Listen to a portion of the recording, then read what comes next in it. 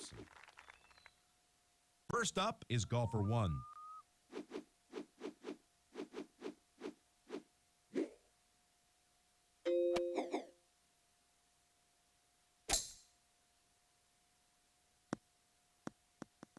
Now that's impressive. Golfer 2 on the tee.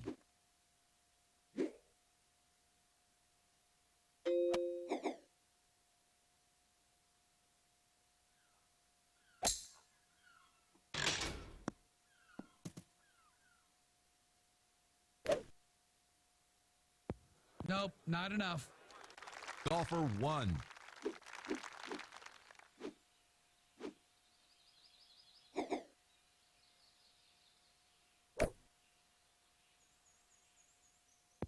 Never up, never in. Golfer 2 putting for birdie.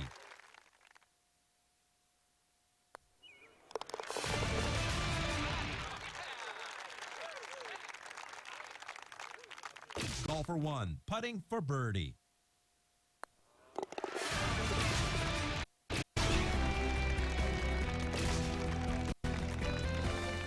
Next up, golfer 1.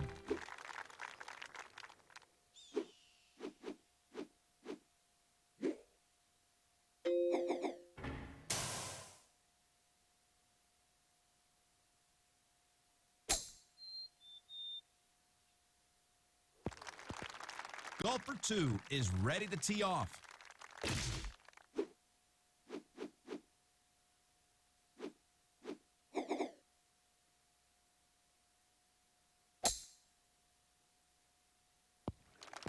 On the green, pull out the putter. Over to golfer 1. At rest by the green. Bottom of the cup. What a shot. Golfer 2 putting here for eagle.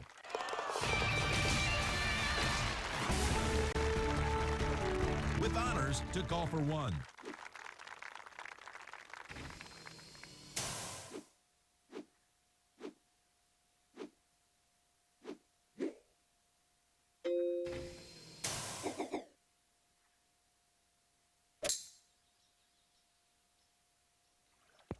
He'll be putting.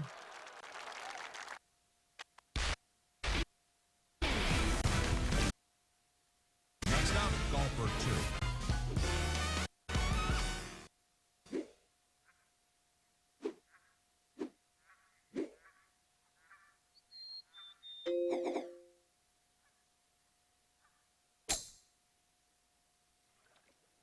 Nice little backspin shot. Golfer 1, this left for birdie.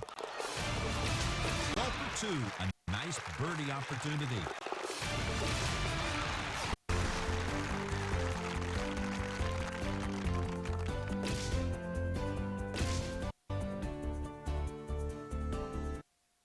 Golfer 1 from the tee box.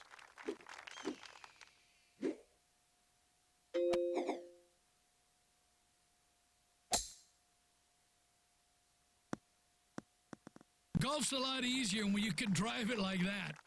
And now the tee shot of golfer 2.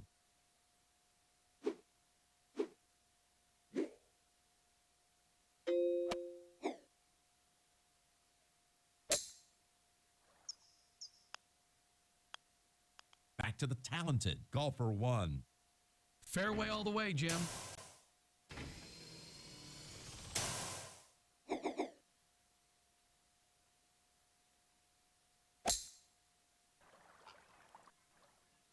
Safely on the green. Golfer 2.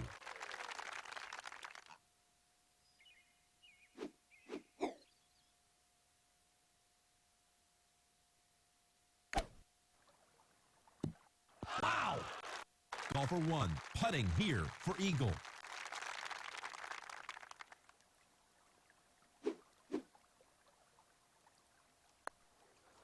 It drops in.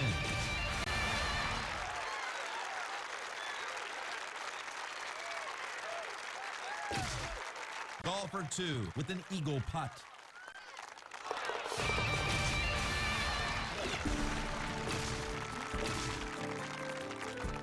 Golfer 1 ready to hit.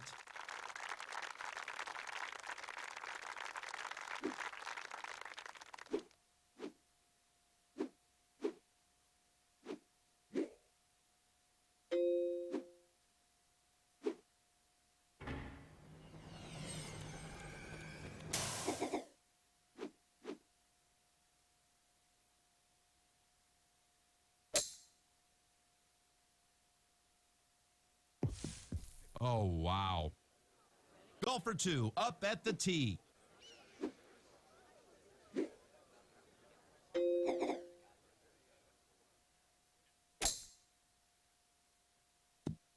Golfer 1.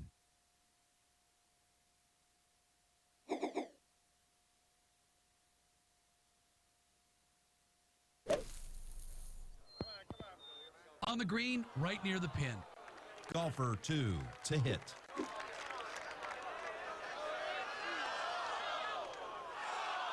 Golfer 2. Nice chip. Golfer 1 with a chance at birdie.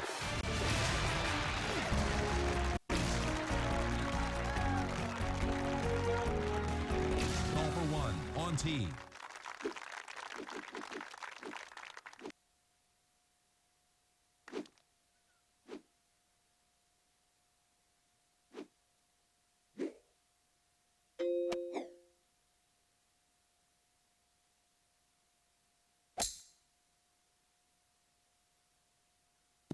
He puts the brakes on it. Ready at the tee. It's golfer 2.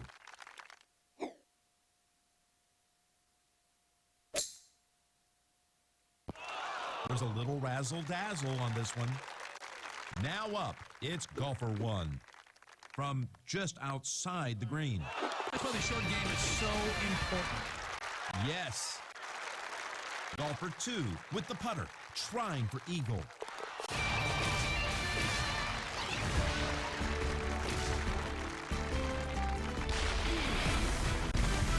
On tee now, golfer 1.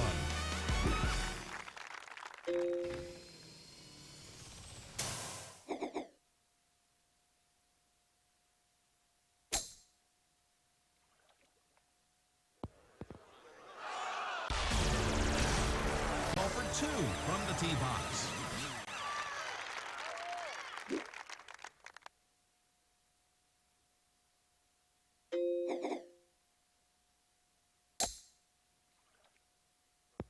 Jim, it won't make it. Golfer 2 looking at birdie.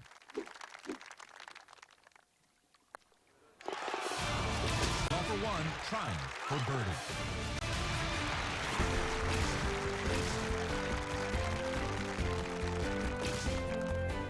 Up first is golfer 1.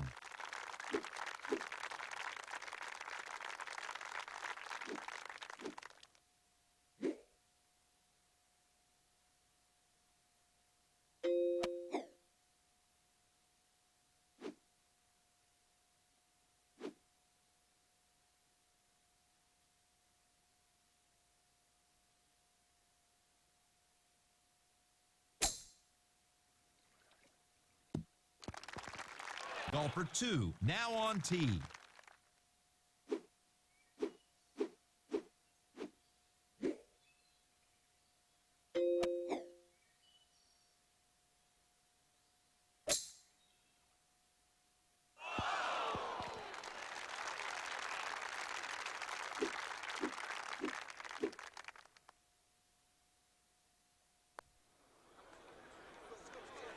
Back to golfer 1. A short backswing and a soft touch should do it.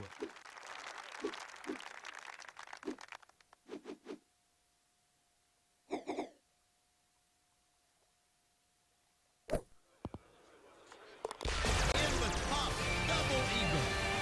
That's just raw talent, Jim. Golfer 2 will putt. That's an eagle. Golfer 1 has honors.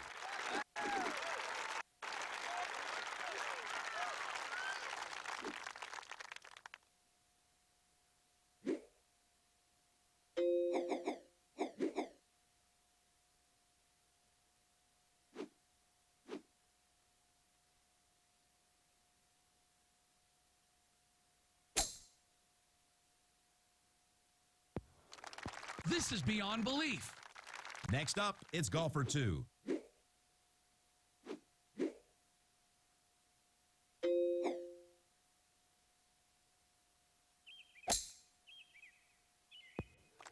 Well, he's on, but it'll be a long putt from here. Golfer 1 to putt.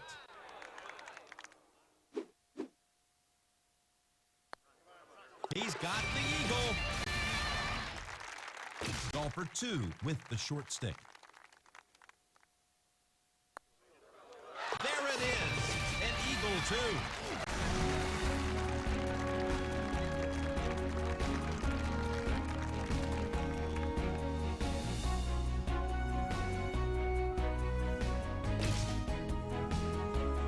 2. Ready at the tee, it's golfer 1.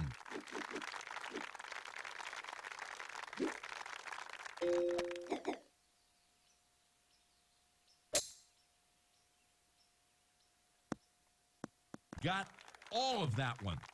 Golfer 2, now on tee.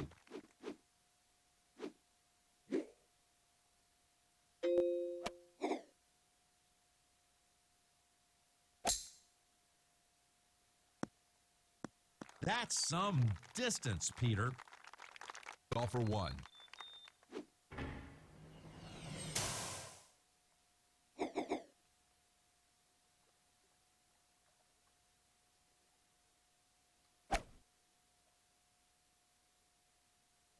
How about that shot, Peter? Golfer 2 with a follow-up.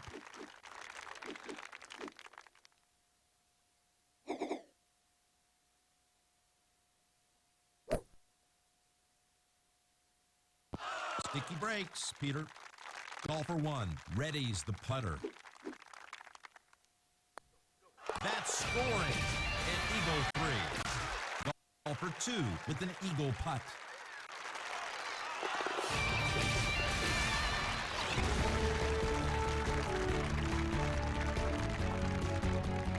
Golfer 1 hits first.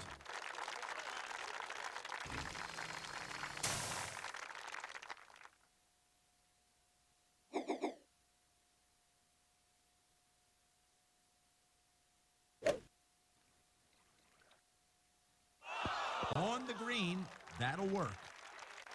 Ready at the tee, it's golfer 2.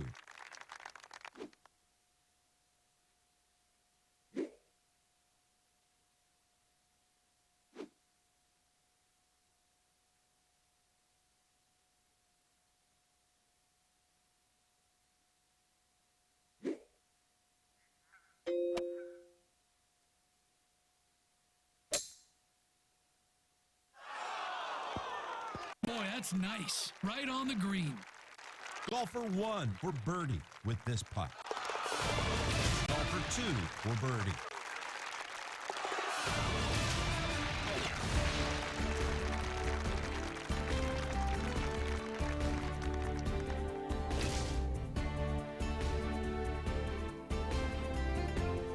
Ready to tee off, it's golfer 1.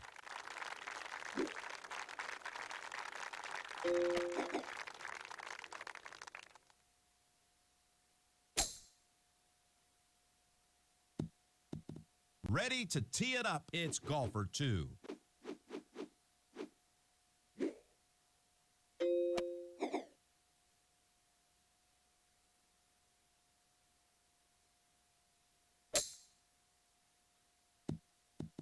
Peter, do you think the wind will be a factor here? He'll have to aim just a touch left to counter the wind.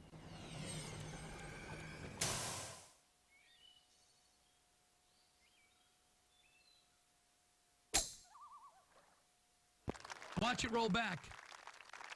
Now hitting, it's golfer 1.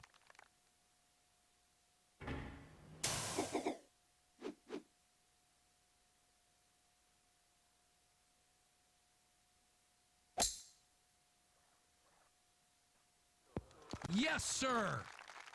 Golfer 2, a chance for eagle.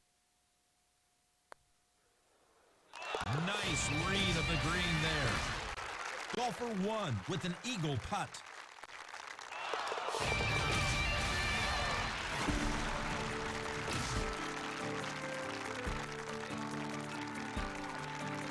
Ready at the tee, it's golfer 1.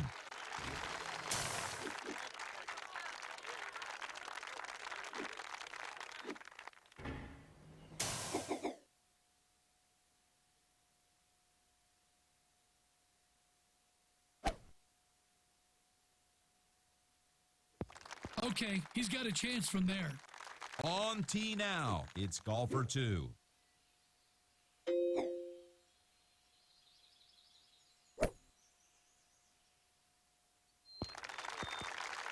Returning to golfer 1.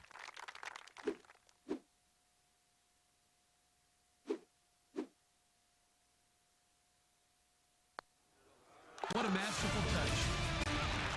Golfer 2 with a birdie putt.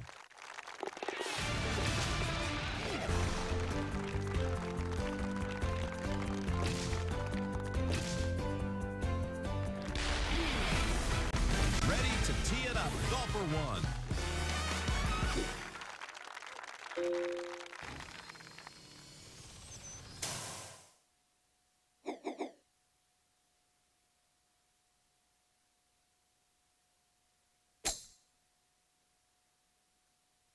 I'm worried about sand here. That doesn't look like sand to me, Jim. Golfer 2, ready to hit.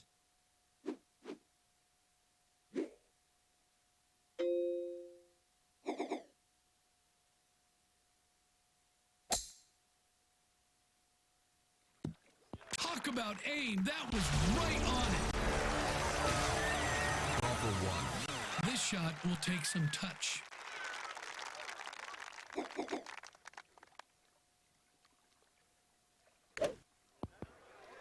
Right where he was aiming. What a shot. Golfer 2 with a shot at eagle. Golfer 1 up at the tee.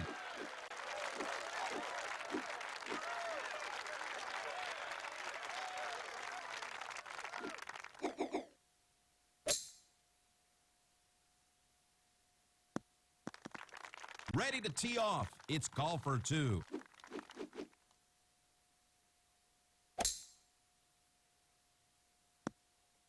He hit it good. Nice tee shot. With club in hand, it's golfer 1.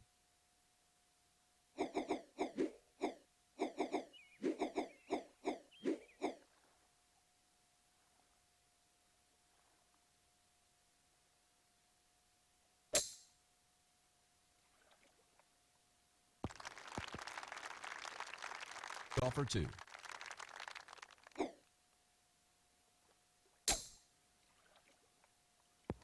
There's a shorty. Golfer 1 with a possible birdie. And there we go. Golfer 2, a birdie putt.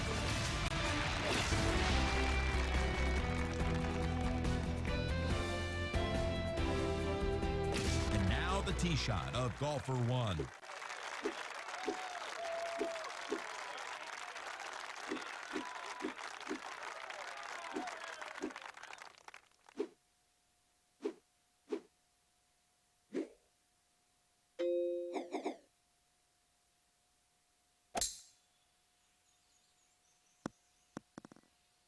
Golfer 2 on tee.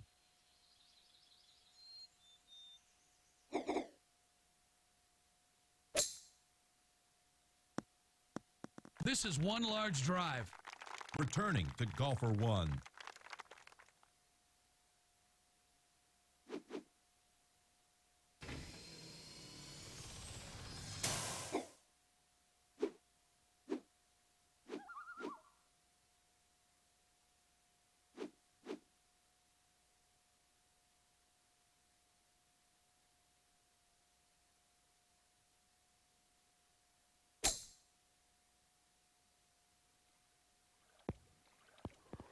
It's a long way, but at least he's putting. Golfer 2 is away.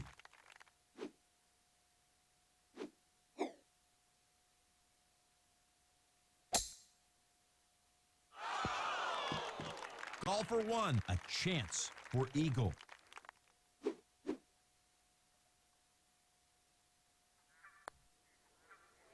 That was a lot of green, Peter. Once again, it's golfer 2.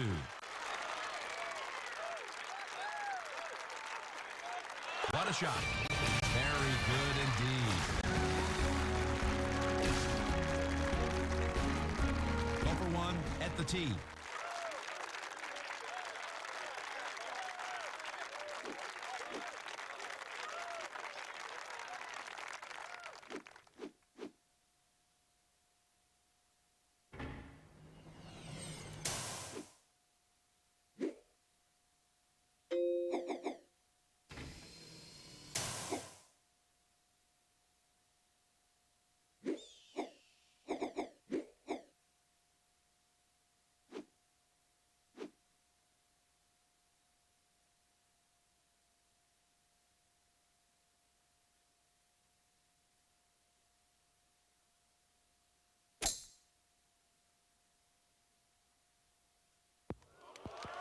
Well, he's in the neighborhood, but not home yet.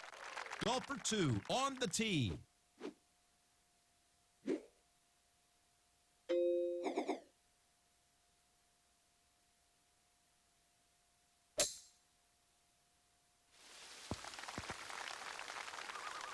Golfer 2 ready to putt. Golfer 1.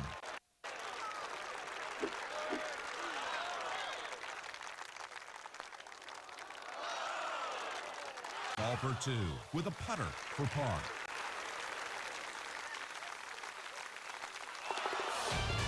Golfer 1 with this for par.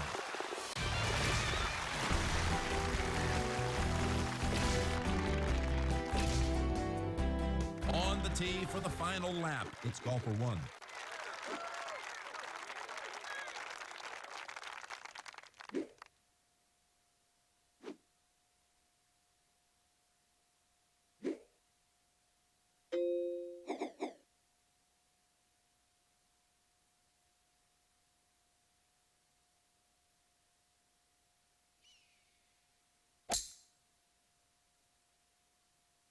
Which green was he aiming for?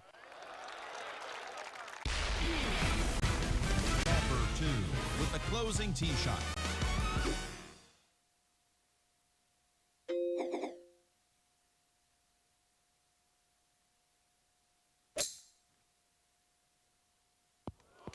You have to get it to the pin. Golfer 1 with a shot at eagle. In the cup. Golfer 2 on the green, trying for eagle. And it's in.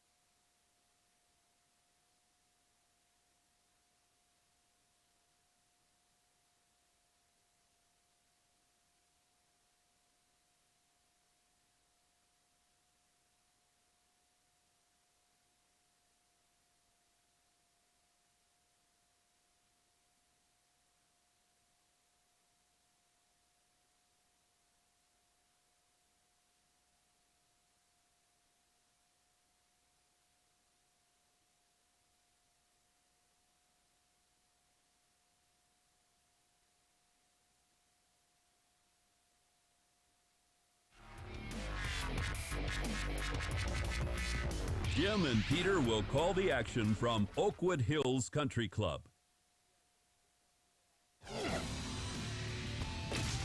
I'm looking forward to some exciting golf.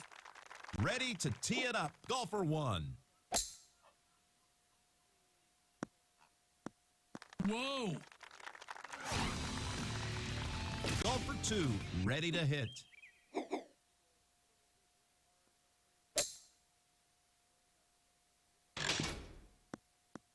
She is going to love this drive.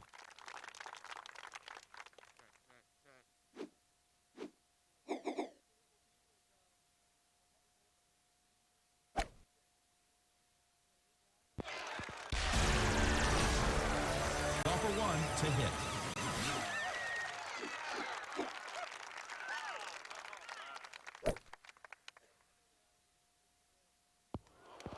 That's too much.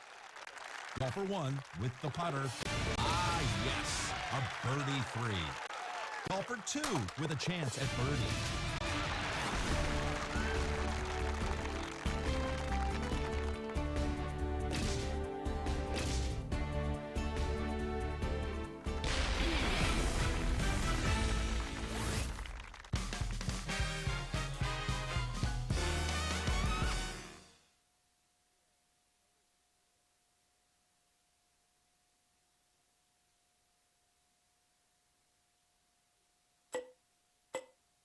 Golfer 1 at the tee.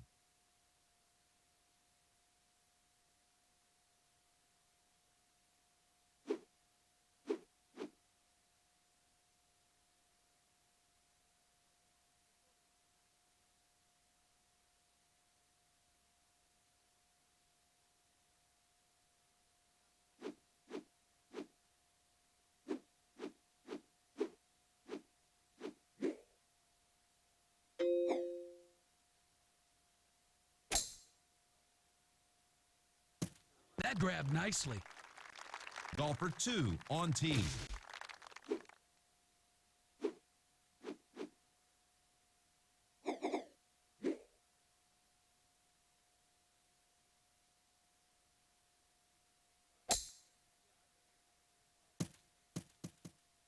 Over to golfer 2.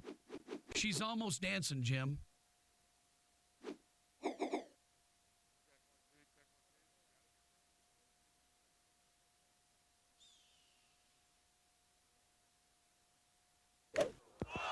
Golfer 1 with the putter, trying for eagle. In the cup, Peter. Golfer 2.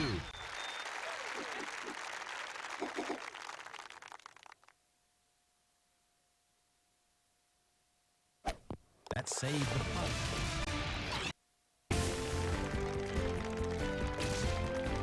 Golfer 1 hits first.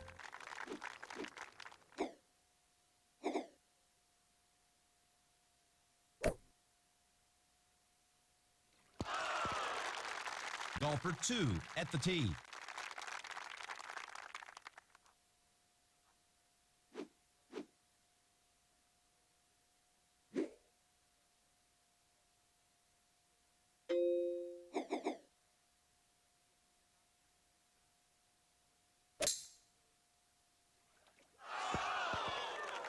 Golfer 2, a nice birdie opportunity. Golfer 1, a birdie putt.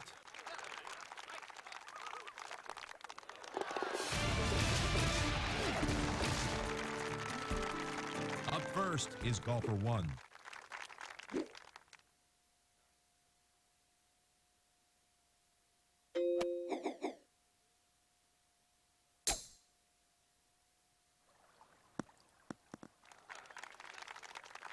Golfer 2 is ready to tee off.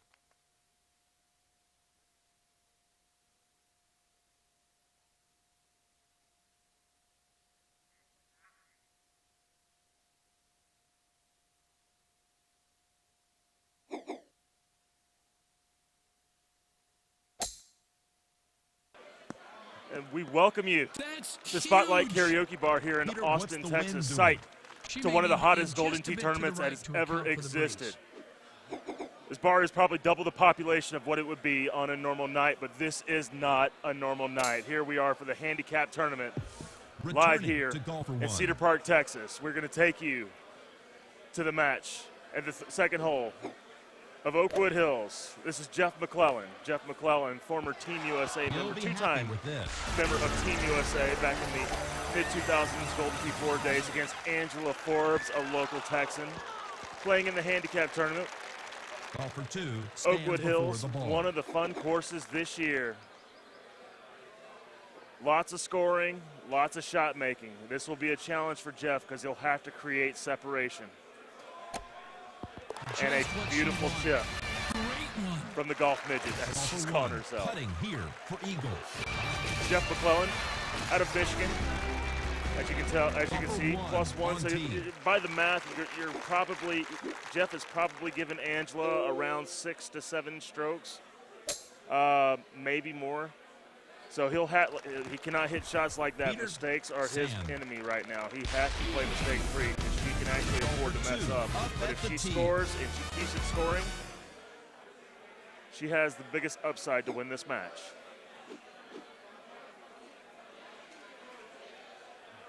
So we're going to talk about the tournament here going on this weekend. Spotlight Karaoke Bar here in Cedar Park, Texas. Whitestone, I believe, Boulevard. If you're out in the area, please come on by and see us. We have a lot of action going on this weekend. We have the Austin Holiday Tournament, the Austin Holiday Classic happening right now. This is the handicap tournament. This acts as a satellite for the main event. So this is how this works. We have, I believe, over 100 entrants into the handicap tournament. What they are doing is playing a single elimination tournament, trying to move on far enough to earn themselves a free entry into tomorrow's Austin Holiday Classic. What will happen is they will take the money, it's $25 a person, they will take the amount of money raised into that and equal it up to what the entry fee is tomorrow, which is $100. That's right so, where you want to be. For example, Golfer 2 up at if the 64 tee. players were to sign up for a handicap tournament, that means 16 people, the 16 best finishers, I love it, would win free Golfer 1 entries stands before into the ball. tomorrow's Austin Holiday Classic. Now, if there's money left over, they will also play for that, and they will move further on in the tournament. We're going to be around here giving you live coverage tonight till probably about 12 to 1 a.m., depending on how long this goes. Is a wonderful shot execution right there from Jeff Mcclellan. Returning. And then also Sunday evening is where it all ends. The PEGT Tour ends with the top 32 in the points. They will play for the Top Gun Player of the Year, a prestigious title amongst all Golden Tee players. The top 32 in points will get in. 32 players will play based off the points they've accrued through the tournament season this year. As we get a scoring update.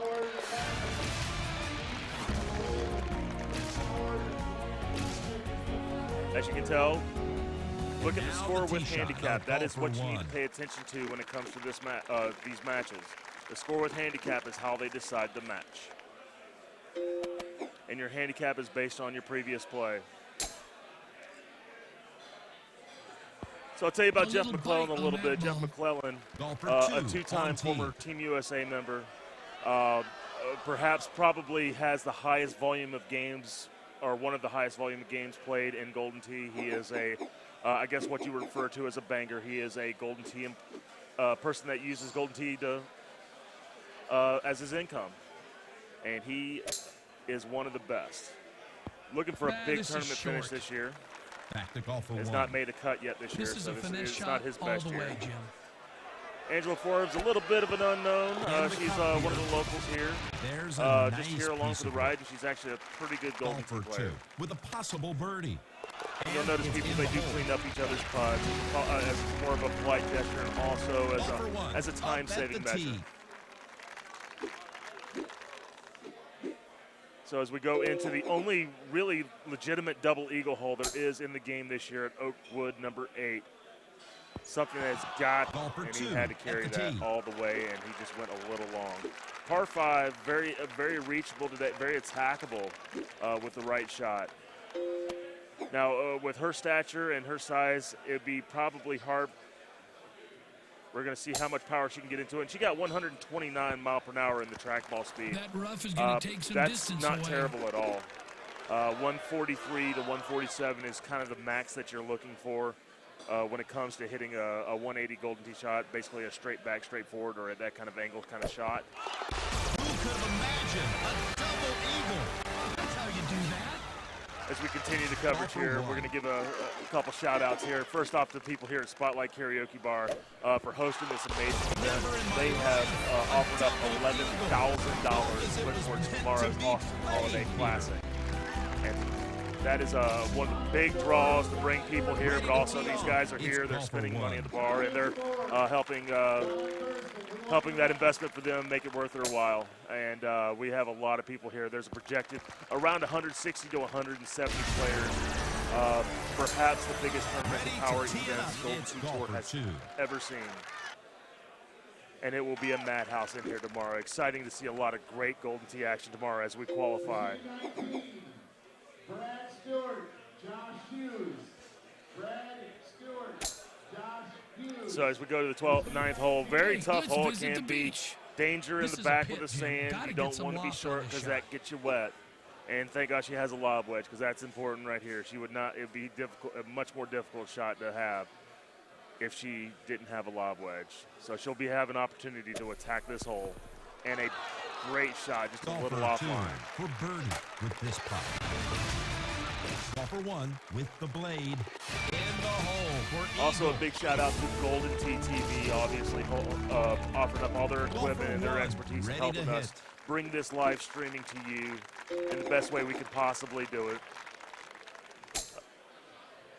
So, and Golden Tee TV does do great work. I'm sorry, IT is doing this on their own this year. Golfer My 2 apologies. on tee.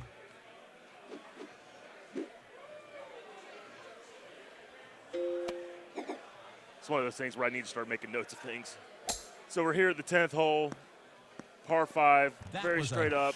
Just get yourself out there and try to get yourself within a few feet to get a good eagle putt or try to hole it out.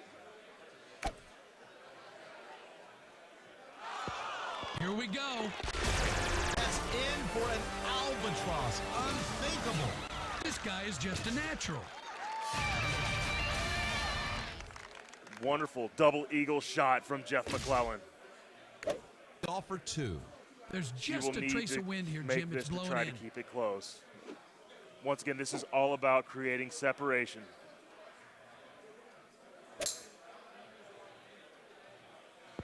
She put the brakes on it. As she gets it in when close. Chance. Not much you can do with that when someone else holds out. You do the best you can, but now he is up 3 in the match, but she is up 1 based on handicap, so she has still plenty of opportunity.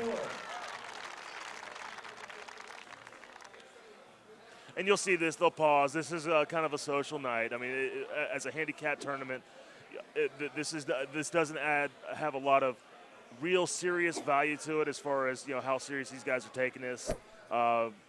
These guys are a lot of people haven't seen each other in a long time, and they're here to kind of break the ice a little bit and kind of kick off a great weekend of Golden Tee golf. Hashtag GT2020 if you're out there listening to us today. We thank you.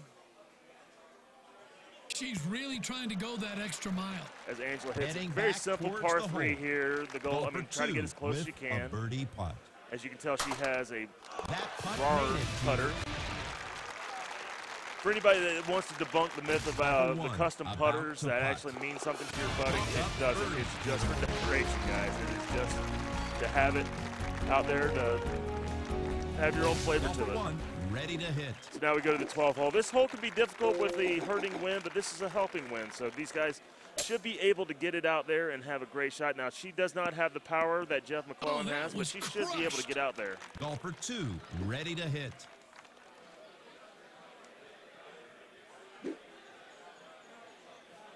Speaking of, let's talk about clubs and balls for a second. As you can see, now Jeff Mcclellan infamously, for years, has played with what we would refer to as stock.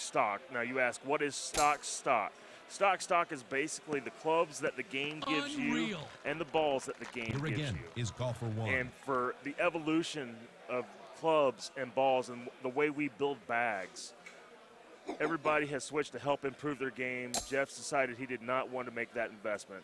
The game's changed a little bit to where now he has to kind of create some clubs because he has to be able to make those kind of shots. So now he plays with Stock Plus, and he creates his own bag. This is, I believe she's playing with the Stouts.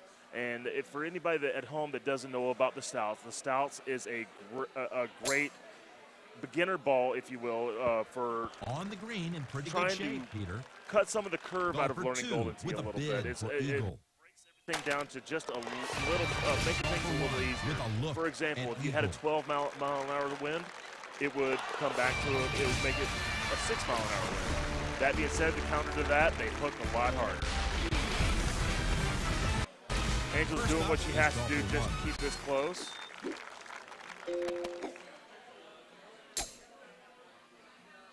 You'll notice Jeff Mcclellan does not play with thumbs. He is a no pullback, straight palm. He's done that throughout the entirety of his career. Made his first Team USA in 2003 as a bronze player back in the old international tournament system.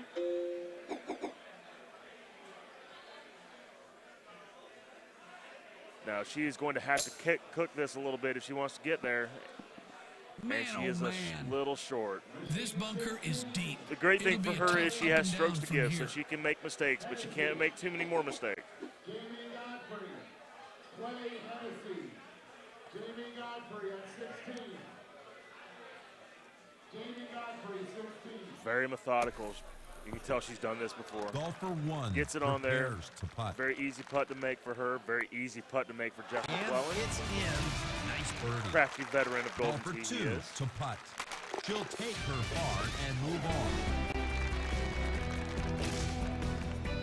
As we do here on the stream also, I also want to give a shout out if they're watching at home to all the vendors out there that make the investment possible for Golden Tee to be a great game. All right, it is the greatest arcade game of all time, and it's prominent in most bars that you'll see. And the vendors out there that make the investment and make the deals with the bars to try to get players in and help growing this great game, you guys are the part of the lifeblood of helping us grow this. So we thank you so much, and we hope you continue to invest in our product, and I hope that you continue to believe in what we're doing and try to create this game, or try to create a great atmosphere for this game. Golfer 1 putting. As Mcclellan Eagle. puts it in. Golfer 2 with an attempt at eagle. Notice they are even now. Now that score will probably change if they both continue to score at the right pace they're supposed to. If you birdie and eagle everything, that score will change. Golfer 2 now on tee. Very simple par 4 here. Very occasionally That's drivable. a good way to start, I mean, Peter. I've only seen it drivable once, and you have to hit a high tee. And normally, when you hit a high tee, it carries a lot of momentum, especially with a wind at your back. That's the only way that you're getting there is the wind at your back. Good shot from Jeff. 2. Now, if you're Angela, you're just looking. You need to look to be safe right now. Just make sure you get on there and get yourself a putt.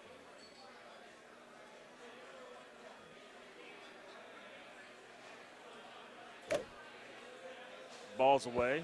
This one needs enhancement. A simple putt for her. Golfer 2 trying for birdie.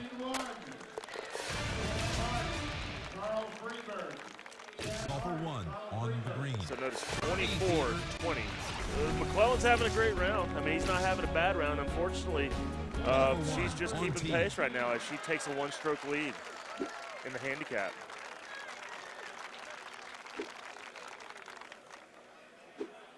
This is a tricky shot because if you go to the left, you want the wind helping towards the green.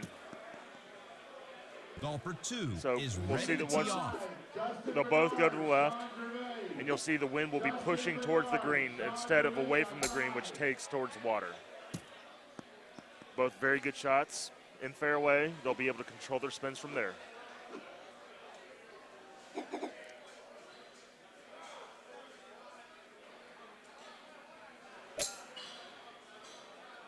That baby is out of here. Drop and grab. Golfer 1 is up. Mcclellan gonna play a cut shot. Got to make sure you don't overcut this, and this is what Jeff is great at right there. Those small cut shots. He has made a living at Golden Tee based on those shots right there. Excellent read. Wonderful putt. Wonderful putt in the worst way she needed it. And now she takes a 2-stroke lead with that eagle. Let's watch the tee shot of golfer 1.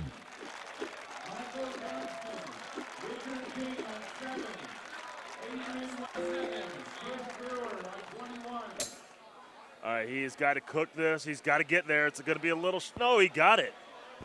But now it spins back off, but still. A great shot. As Paul Leedy joins us in the booth, Paul Leedy, Chris Longino here live from the Austin Holiday Classic here in Cedar Park, Texas. Spotlight Karaoke Bar. I was saying at the beginning of the chat, this would be probably one of the bigger handicap tournaments that we would ever have on a normal night. Is that the number that came up with 117? And so right now we're watching Angela Forbes against Jeff Mcclellan. Angela's a great player. Yeah, she's keeping pace. Paul Dennis on 13. This guy's magic around the greens. Golfer 2 So Angela for bogey. will make this putt for bogey. Tough break for her. She goes down one stroke. All right. So going at 18. 20. Corey Neely. Dan Gillard. Corey Neely. So now this is a pretty straight up and down shot, and if Angela wants to be in this match, she needs to eagle this hole to try to get a tie. And comes on back. Went out. Teeing it up for the last time today, it's golfer 2.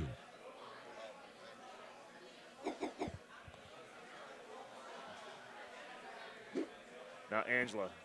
Check.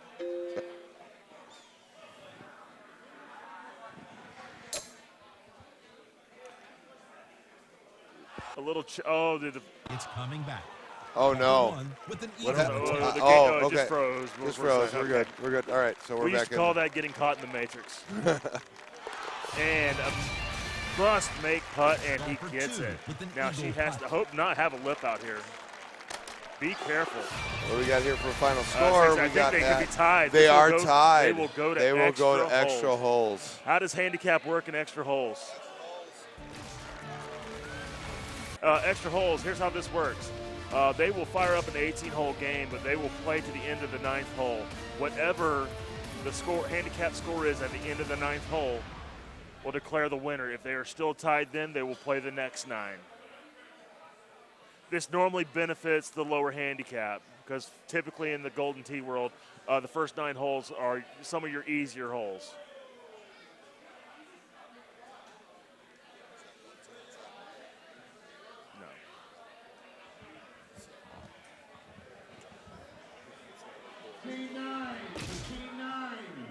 Check. There it is. There it is. You got me? Yeah, I got you now. All right. All right. Sorry about that. So we're going to the. It's not sudden death. This will be. We'll call this overtime. It's time to check in. Agreed. Yeah. We'll call this overtime. You cut the scores in half. Let's get 9 holes. Same course. They're going to play Oakwood Hills again. Yep. And we're going to do it like sudden death, where where if you had honors. Thoughts on Oakwood Hills, Paul? Kind of a stupid, easy course. In the grand scheme of things, you can call it that. It's pretty scoreable. It can be straight up and down. There are a couple holes in there that it can get you a little bit in trouble, but other than that, it's Jim and Peter. It's pretty straight up and down course. I agree. Fun course for especially beginners. Yeah. Guys that like seeing scores. That one this one and Dodge City, I have to agree, are like fun for the easy one, fun for the beginners. Although I will say there are a couple holes on Dodge City I felt like they've done a wonderful job with yes, this year. I will agree. The inverted tier green on hole, I think it's 13 or 14. So Mcclellan tried to drive the green, didn't get it. Yep. Golfer 2 is So ready to tee off. I know I played with and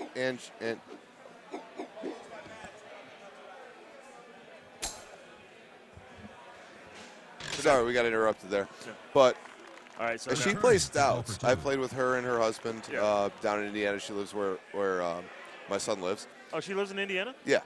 And I've been saying she's a Texan the whole time. Yep. Could that be more embarrassing? Oh! How close. With some points. With some points. We have a crowd here. They're gathering. Actually, you know, this has probably been one of the just being here for the last 6 hours, 7 hours has been the funnest tournament I've been to in a while. Well, minus the last NIV. The setup here is fantastic. A good bit of room and space. Oh, it's fantastic. We have a big screen up here at the bar. It's basically one of these screens that are connected in 4 quadrants. I'm sure most times they'll maybe show different NFL games on each screen. I think it's just 4 TVs put together. Yeah, that's basically how it works. So, and now we're able to broadcast the Gold Team matches from one machine on this the entire bar. It's the coolest part easy is to see. The coolest part is we're sitting across the entire bar, and me and Chris can watch the entire stream I would say that's probably 50 yards away from us, and we can see it as clear as easily. day. Nice grab. Easily. So good shot from Jeff. He's on the fringe. Next up, it's golfer 2. Yes, sir.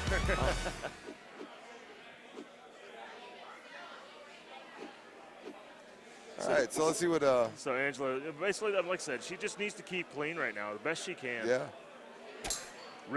Nobody risk. A little bounce off the side of the hill. Look at this. Common play today. I've seen people play this course, and they're using that hill. Maybe not purposely to their advantage, but they're Excellent definitely work here. Golfer 2 with an eagle I will give putt. her this. She is a great putter. I've played with her and her husband countless numbers of times. I've seen her throw up 28. Ready at the tee. Oh, yeah. It's golfer 1. Can I tell you a bold take? We're going to have a women's golden tee tournament, like a big one, probably. Really on target. Something like that. I can't disagree with you. I've noticed, and especially this is prominent in South Carolina, we've got 2 If you ladies. notice her name, she's literally like 4'10". Yeah, she's very short, as you can tell. Where you're seeing a lot of women kind of enjoying the game, especially if they have a significant other or somebody in their life that they want to play Golden Tee with. And more power to them. More power to them. My lovely lady at home, Misty Jones, if you're at home, love you. She probably she'll play a little bit of Golden Tee, a little closest to the pin, but this thing frustrates her way too much to play. So. 18 holes does it? 18 holes she can't do. That's just. I mean, she'll play on the home edition when I'm not there. But. So here's where I think Angela's going to come and do a little bit of problem with the distance. This hole. Well, so the most I've seen her max out her drive at is a 129. Okay. So I mean, it's not a terrible thing. This brings a little danger, but honestly, I've never seen anybody get wet. Normally, if they go low, it gets caught in the rough. But she's going to take the scenic route. She's going to go out. I've gotten wet on this hole. Yeah. But she took the straight route. Yeah, like I said, she's leaving herself a driver in. And that's knowledge of your game right there. That's knowledge of what she can do. She knows she can't get out there. She doesn't want to try to. So, going to keep a 9. And it's, by the way, advantageous to have a 9.5 driver on this shot right now. Oh, look at this. Wow. Wonderful shot. Wonderful shot. And so Jeff on the first cut. Jeff, still playing these baby cuts. He's still a no pullback palmer. His own flair. He is unique in this world. He is. He doesn't play stock balls though anymore. He can't. Yeah, I made jokes with him in Richmond about him going to stock plus, and he was trying to validate it.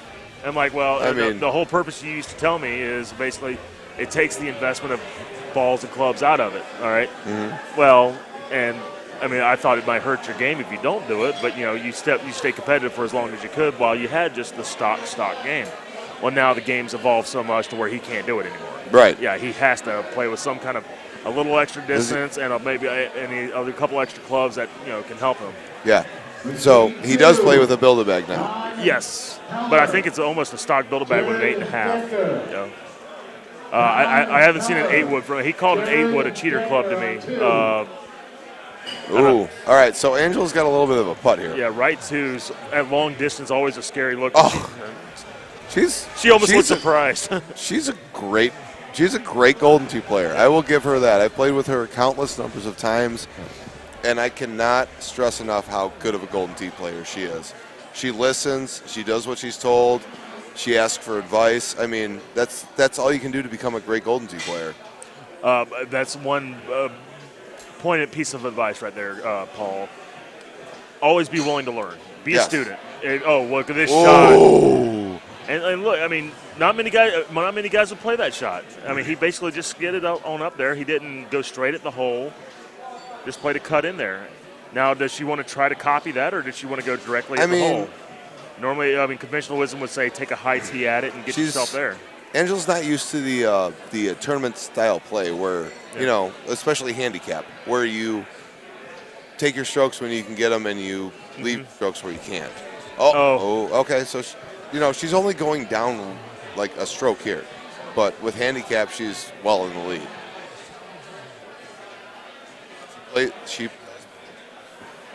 She does play stouts.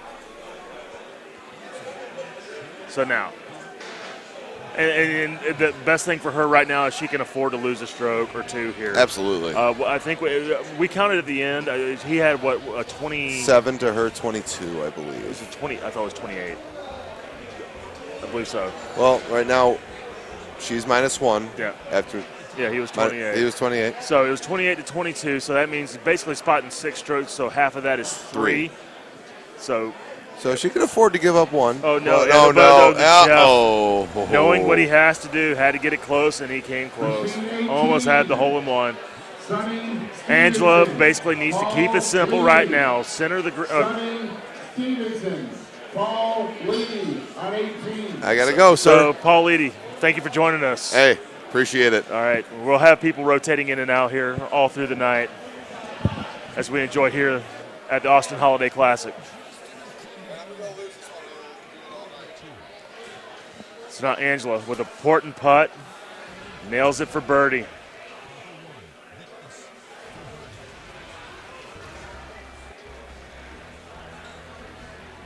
Now up 2 going into the 8th hole and the double eagle hole. And Jeff is hoping for a hard setup here. That's really what he wants.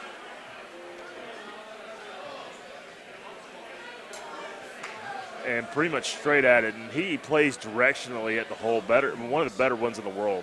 Can play small cuts, get himself close. It's not about fools. Playing directly at the hole. Angela will do the same. We'll need a high tee. Has to get there or else she's in trouble. And she did the smart thing, just stick it on there. Got yourself a chip. You have strokes to give.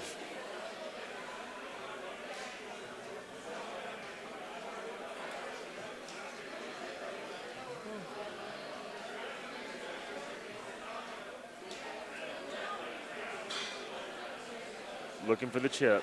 7-iron, commonly used amongst Golden Tee players. Oh, and a wonderful chip. Incredible chip. It's when she needed it.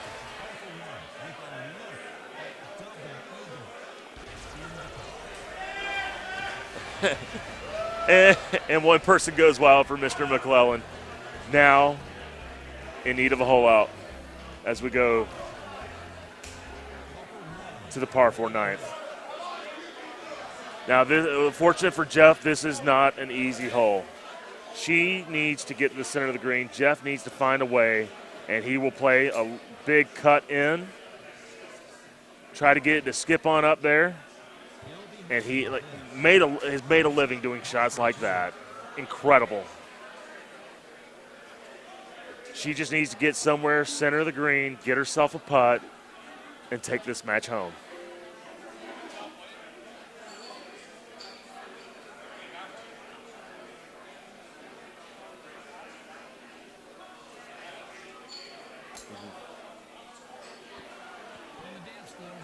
Okay. So with the putt, Angela to win the match. Can't afford to miss that putt. So now, with the par front, unfortunately wasn't enough. As Angela Forbes wins the match. A big applause for her.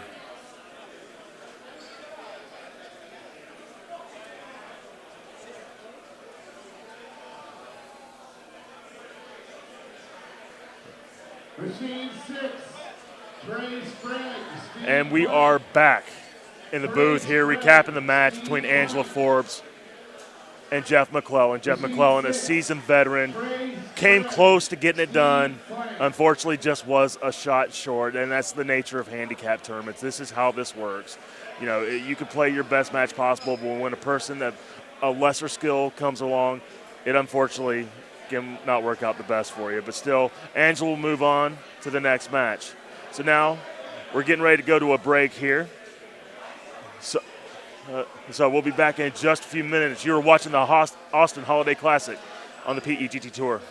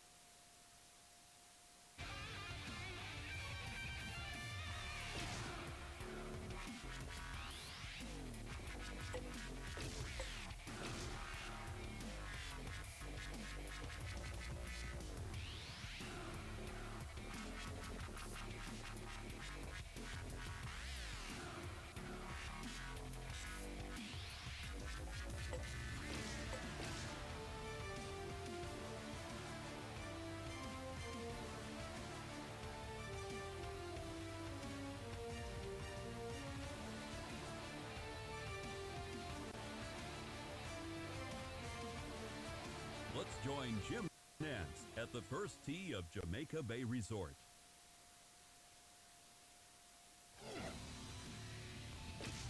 I'm ready. I expect to be amazed by today's action. Next up, golfer 1.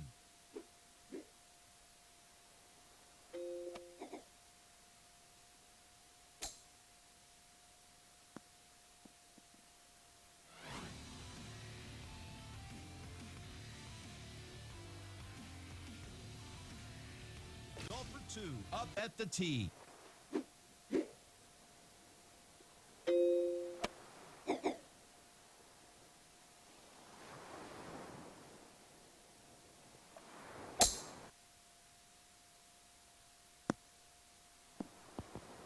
Nah, this is short. Once again, it's golfer 1.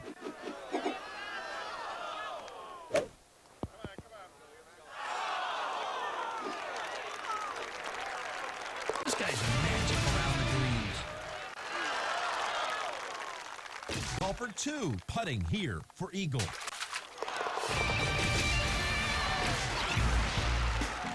Golfer 2 has honors.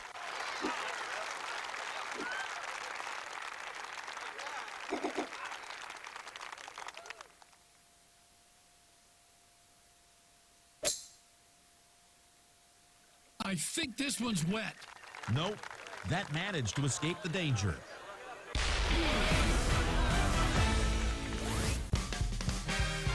Golfer 1 is ready to tee off.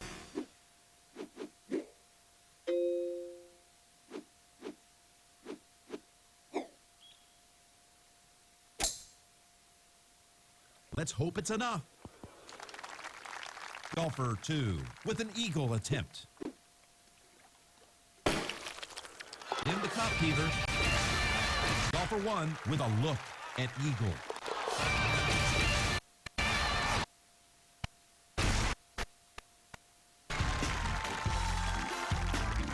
Golfer 2 on the tee.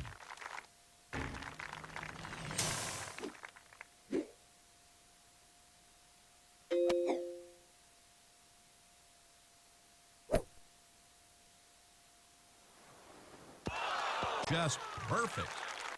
Golfer 1 from the tee box.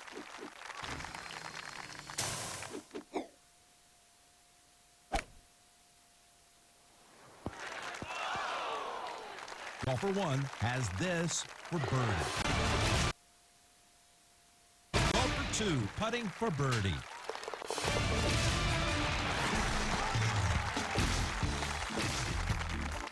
Golfer 2 from the tee box.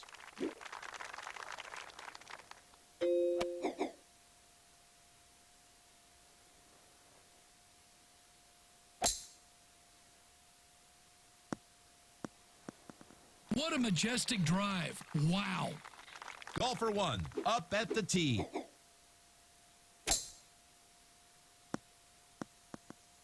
Wow, that one just kept going.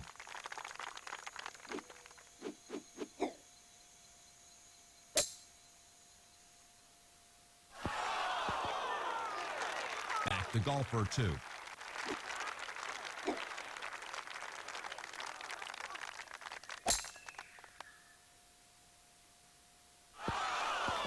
This will work nicely. Golfer 1 trying for eagle. Golfer 2 with a bid for eagle.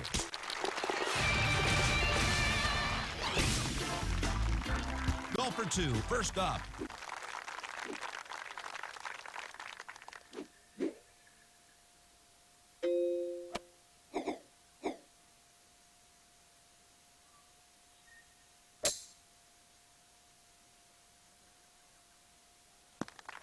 That's quite a drive. Next up, golfer 1.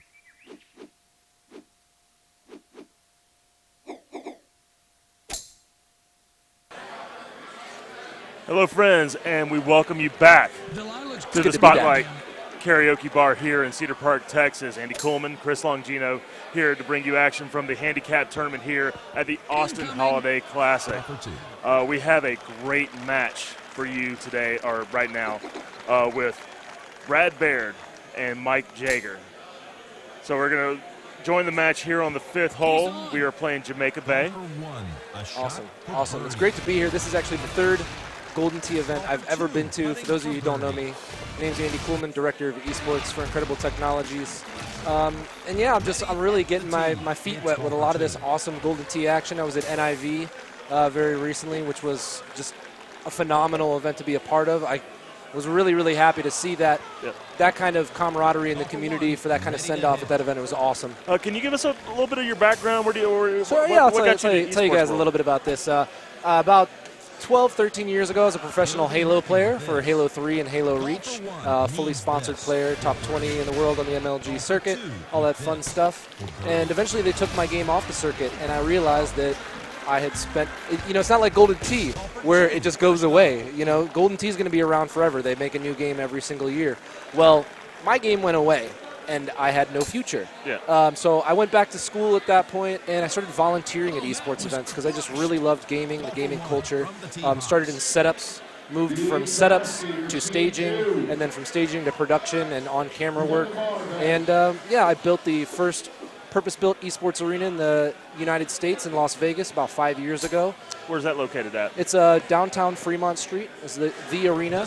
It's a really, really cool location. But, I got wind of this Golden Tee stuff and started to see what was going on with Worlds and, the ESPN show. And it was just such awesome content and a great community. I made the jump, and I haven't looked back since. How long have you been with IT now? So about 6 months. I came on 3 days before Worlds, which was a little stressful. Oh, Lord. Just a smidge. But it was cool. And the first project I kind of worked on was the ESPN half-hour recap show. So if you guys got a chance to watch that, I had my hand in kind of putting that whole thing together. But enough about me. There's some insane Golden Tee action going on right now in this match. Here we are. So let me bring in a little bit of information about Michael Jager and Brad Baird. Mike Jager, you're talking probably close to 19 to 20 years of Golden Tee experience with him.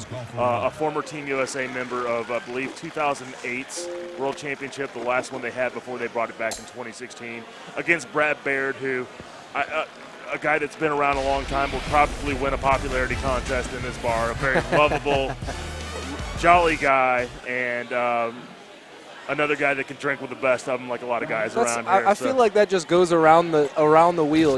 It's all these guys. It's honestly, this is one of the best communities I've ever been a part of. There's a lot of camaraderie, just a family vibe. Everybody knows each other, and it's just cool to see. The community lifts each other up instead of a lot of other scenes where people want to break each other down. And it's so different from any other thing that you would see, because with the camaraderie, where everything else is just so competitive, so cutthroat. We have that here, but the mentality behind it, the energy behind it is not, I want this other guy to fail so I can succeed. It's, I want this guy to do the best job that he can do possible, and I'm going to beat him by one. Absolutely. That's a great way of putting this, Andy. Absolutely. So, Jamaica Bay. We are here at Jamaica Bay. This course, I would say, schematically would be the most difficult in scoring. A lot of difficult playing shots, different elevations, different ways, and an ultra shot. Wow, difficult course, difficult hole? Not today. For him. Nope. At all. That was a great shot. Absolutely insane to see. And one thing about this course that seems a little bit different than the other courses, a lot of the greens are surrounded by obstacles and barriers that are going to punish you a lot harder than other courses. If you shoot a little bit past, no problem, you can chip it in still. But being aggressive can hurt you on this course. Exactly. Sometimes playing to the center of the green, getting yourself putts, birdies and eagles is where it starts with Golden Tee. Once it starts with that, the rest comes with it. Okay, hole outs are a great bonus, but you don't want to penalize yourself by getting wet or giving yourself chips that you don't want. Exactly. You want to play your game, but not push it too far. Don't step out of your comfort zone to make shots you're not comfortable making. If you make your, and this is true in every game. You play your bread and butter game. You take the shots that you're comfortable taking. You're giving yourself the best chance at putting the ball in the hole. Absolutely. And so if I have the handicaps, we're going to find out correctly here, but I believe Jager is going to be giving Brad 2 strokes. So he already is up 1 right now. We'll try to play mistake-free Golden Tee the rest of the way. So Brad really, he's already halfway to closing that gap, and we are hitting I believe it's hole 12 right now. I may be mistaken. No, 10. 10, excuse me. So we just passed the halfway mark, and he's already closed the gap at this point. So, but the issue here is that you don't want to send it into overtime as the player who's got a better handicap. Absolutely. Because at that point you're playing. And this could get really close. Ooh, just past the hole. My goodness. Yeah, what a shot. And now Jaeger will try to answer. Very comfortable with this kind of shot. Very easy and gets similar. it up. Very close. Goodness, great shot. And you can see Jaeger shake his head a little bit. Any strokes he can get, he'll take. I love the shark on shark costume he's rocking right there. It's fantastic. Yeah, the little baby shark. I think we need to be playing this a little bit. Right. You have kids, so you've probably seen the baby shark video. I've played it, a few thousand times in a row. We had stepson when he was a little younger. It was like playing Cars for the 1,000th time in my house. Right. The movie. So this is a difficult hole. Trees come into play. You don't want to overcut it. You overcut it, you go to water.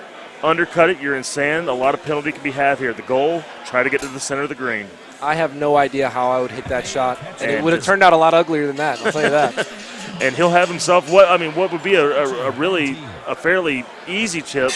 Makeable at least. Chip. Yeah, makeable at least. So now Brad will probably not play that far out right. He'll play a high tee, I imagine, from here, which is what he's going to do. And play a small cut in. Almost clips the trees and gets up and the angle that it bounced on really worked against him right there. Yeah, and that's the problem with you're not carrying as much momentum onto the green. Exactly. So when you stick onto that, it will come back into the sand. Yep, you're a lot more susceptible to those bad bounces. But oh my goodness! Chip. Oh, that would get me. That would put me on tilt right there if I hit that follow-up shot. I'm not gonna lie. So now. You'll notice Jaeger, left-handed Golden Tee player, plays with the glove. Not many guys do that. Oh wow, that's frustrating. That was a miscue. It was. Yep. It happens. It happens to the best of them. Yeah. You see it. Nobody's 100% all the time. And that's what makes this game so great. Taking advantage of those little mistakes that your opponent makes. And that's what makes guys like Mark Stenmark so great, where the mistakes are just so few and far between, and being able to live and handle to the moment. Yeah. So, I mean, I think he probably even looks at mistakes on a totally different tier than somebody else did, where absolutely the ball doesn't go specifically where he wanted to, that was a mistake. If you've ever seen the way he plays, very methodical, very dialed in. Absolutely. Huge mental player.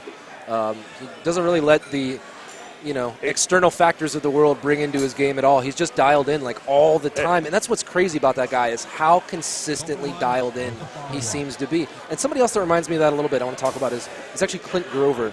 I watched so much Golden Tee from Worlds, isolated feeds of just individual players prepping for the show. And it was crazy to see how many great shots he was hitting on just almost every shot. He was trying to make a small run at the holes. I would argue that Clint might be the best player never to have won a Golden Tee I would tournament. Support that statement in a heartbeat. Just a guy that the old saying, if you keep knocking on the door, eventually it'll open. Absolutely. His time's coming. Whenever that does happen, it would be a very popular win because he's been close so many times. Yeah, he made a great run at it at Worlds, placing third place. And another guy that doesn't the moment's never too big for him.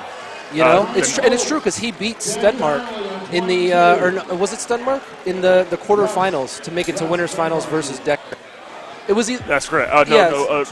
Either Decker beat Stenmark. I think Decker actually beat Stenmark to make it to the King match. That's correct. And there was another. Was it Massera? Yeah, there it is. Yep. Massera. Yep. So now we're going to the most difficult hole on the course right here, in my opinion. Is number 13 here. What is it that makes it so hard? Long distance starts there. Right. And then what makes it difficult, not a lot of green to play with. It's true. You got to hit hard enough to make sure you get on the green, but if it checks too much, it may roll off, but that's a great shot. Yeah, nothing wrong with that. Take that all day. And notice 146 on his shot meter. Yep. Showing that self-control. Yeah. And now at a spot where this is a shot that Mike Jager likes to play, but it's going to be a little low. Not a lot of green at the top for him to work with a left 5 degree. It's not worth pushing it over to that side, risking rolling down into the sand. At this point, especially when he's giving strokes, he can play himself out of this match if he gets too aggressive. Absolutely. So now both at 20 under, the handicap +1 to the even par of Brad Baird.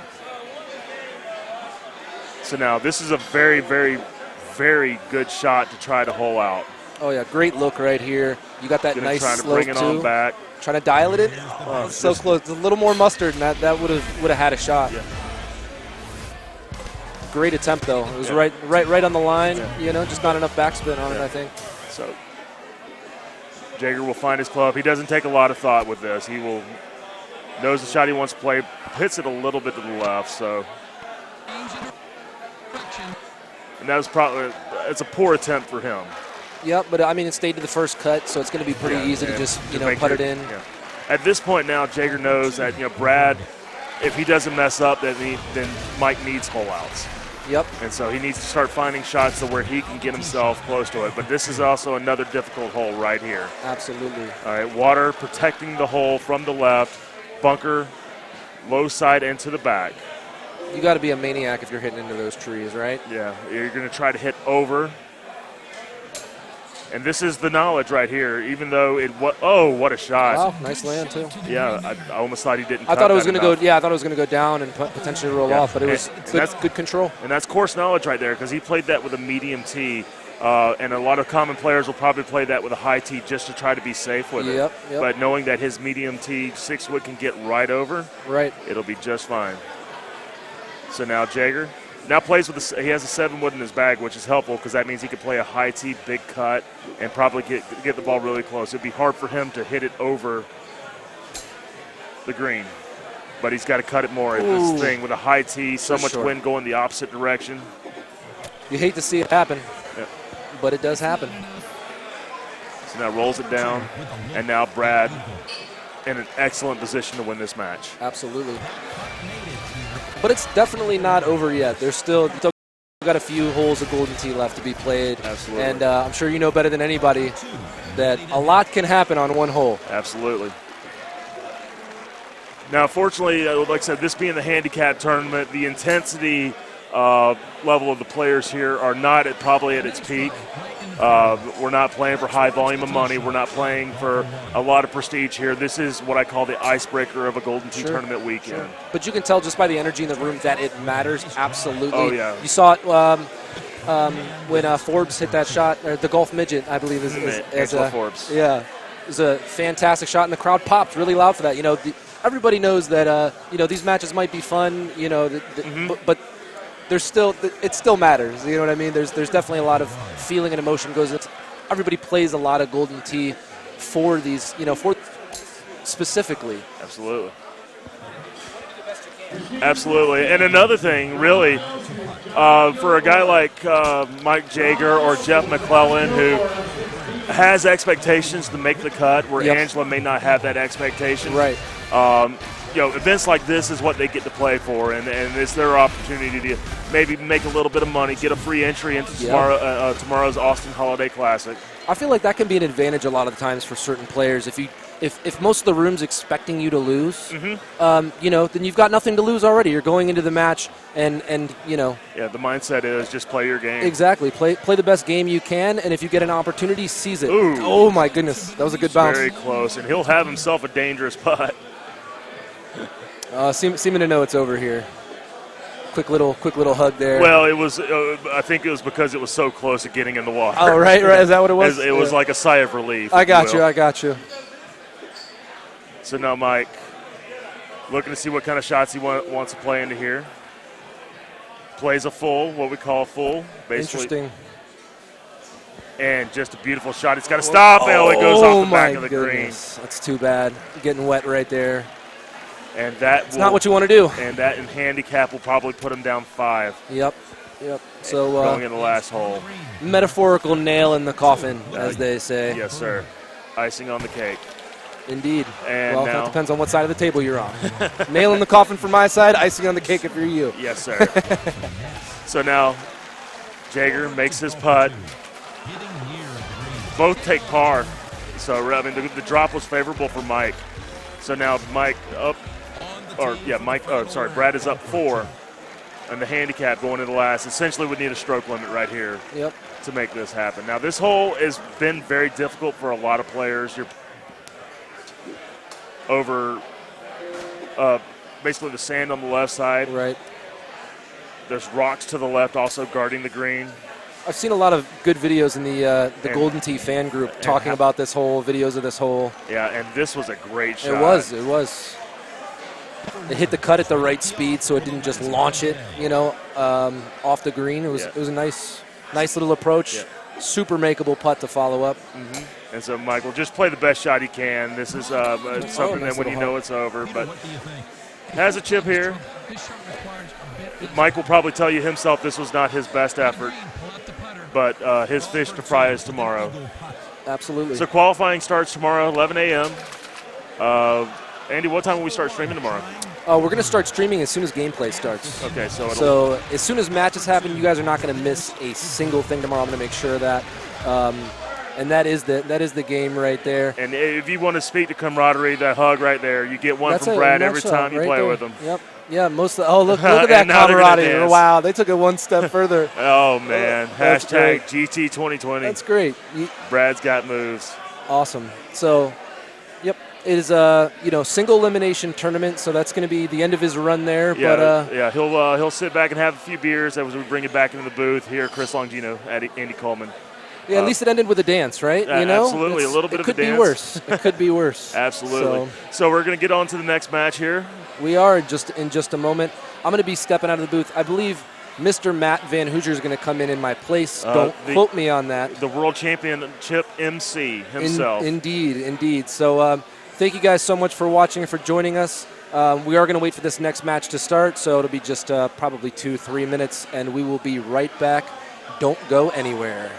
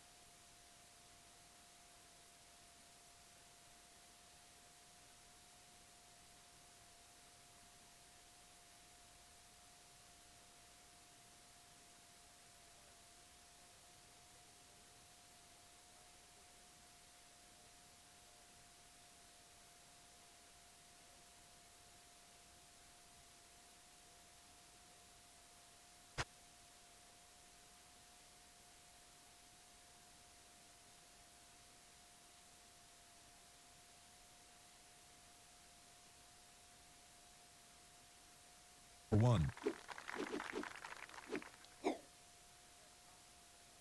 And we welcome you back to the handicap tournament for the Austin Holiday Classic. Chris Longino here along with the World Championship Master of Ceremonies, Matt Van Hooser. Hello. Happy to have you here. Hello. Thanks, Chris.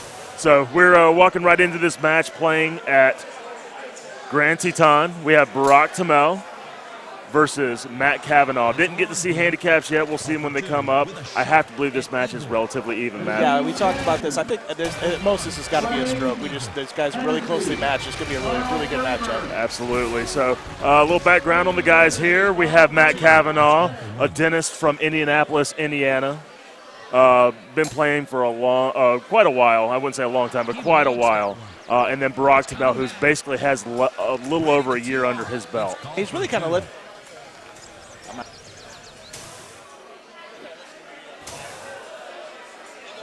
He said he's really come on strong, and as you saw from his Richmond finish, he's played a lot of good rounds. Beat me in that Richmond tournament as well, and he's got great touch. Great touch. Another guy playing with a glove. You're starting to see that a little bit more prominent these days. You are, and they've actually I hadn't noticed that. So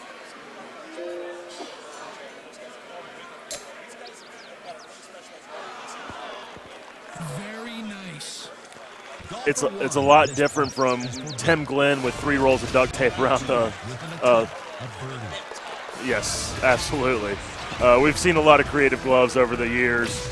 As you've got probably about 40 years of collective Gold Tee experience in the booth right now.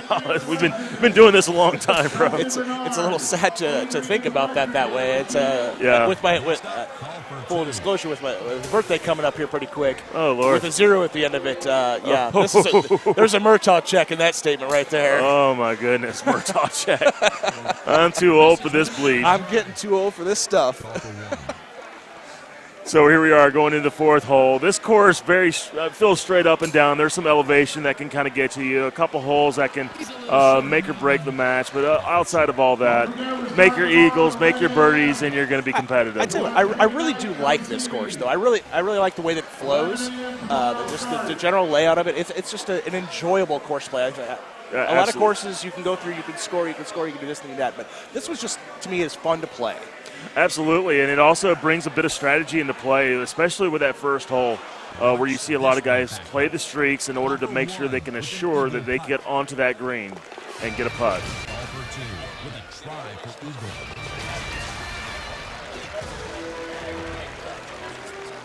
Absolutely. Ball for 1 hits first. Absolutely. So here we are. On the 5th hole, high elevation hole, long way to the ground. You got to play a little bit extra cut with an opposing wind, and he didn't do it.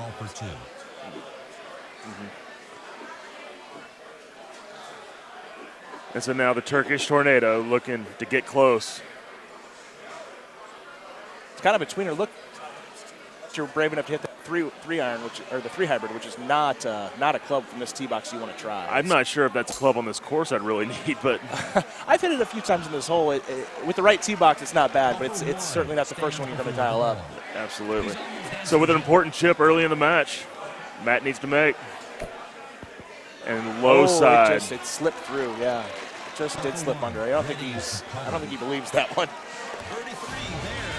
And Matt, I tell you, Matt's a player that he runs on emotion a lot. So if he can get up in a match, you can watch out because he's going to he's going to go running after holes. But if he gets one like that he doesn't think that it was supposed to go in, if it doesn't go in and it thought it was supposed to, it can slip away from him in a hurry. One of those feast or famine players to me. Absolutely. It's a much better way to put it than I just did. Yeah, it's one of those guys where it's 21 or 31, and sometimes there's no in between. Absolutely, yeah. I used to tell that about a guy here, Steve Kramer. Yeah, he's another one of those guys, right, 21, yes. 31. The Puff Daddy, yes. Yeah, he's one of those guys that's feast or famine. Rock just shoves it out there to let it save. He's got a stroke lead. I don't know what the difference is, but if you've got a stroke lead, you can try to protect that on something like this. Absolutely. No reason to get flirty with that middle cut. And very, very two different styles of play there. One guy taking his thumbs, more of a control. Barack played a no pullback palm shot. I see that also a lot more these days than I used to. Yes. That push shot has definitely become more popular over the last 2-3 years. What we call it, I think, the Walter shove. Matt Walter. Okay. Yeah, I think that was a lot of guys. I mean, he was one of the first guys outside of Mcclellan, I guess. Mcclellan was one that came to mind. Yeah. Absolutely, Walter was. But now, I mean, Evan does it. Evan Gossett, 2017 world champion, does he it. Putts like that. That throws me off every time he does it. It just. It's different strokes, different folks. Absolutely. So 2 different ways to play this hole. All right, Barack is going to play over the trees. Some kind of a 3-wood. You can cut it. You can get around. As long as you're in the very, very tip top of those trees, you're just fine with that. Yeah, and I've also seen 10.5s get over too. So. Oh, absolutely. You just got to get it on the right line. Yeah. Down below, you're looking at, especially with that pin spot, you're looking more like cutting a 3-4 wood, something like that, and really trying to cut the distance off of it. Absolutely. But I mean, that being said, it's also a good control shot if you're comfortable playing those kind of cuts. Oh, absolutely.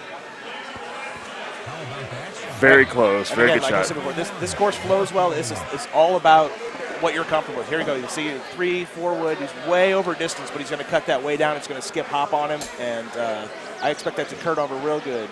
Very nice. Yep. Turn right around there. Leave yourself a putt. He probably wasn't happy with that. He wanted to be a little bit closer. I agree. But again, he's hitting a 275, 280 club. He hit a 255 because the elevation in the cut there. So it's a really good shot. So as we go through the match here, give me your opinion on the 2020 courses this year. We got hashtag GT2020 as we're streaming via Facebook, via YouTube, via Mixer. If you have the Mixer app, if you don't have it, go get it. All those three streaming services are available to us today. Tell us about the 2020 courses.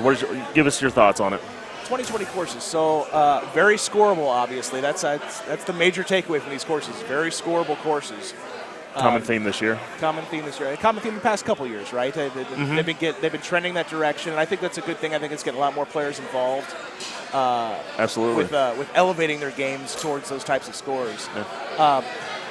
And as Jim Z's said in the past, it's not necessarily a difference in the fact that it's scoreable. It's stressing a different part of the game. Whereas before with the smaller greens, you're stressing more of a shot making, get it on, make your putt mentality. Here, it's a get it close game now. You want to get in there. You want to get your points. You want to get your hole outs. Yeah. So it's not necessarily. But speaking of that, Matt Kavanaugh with a close shot.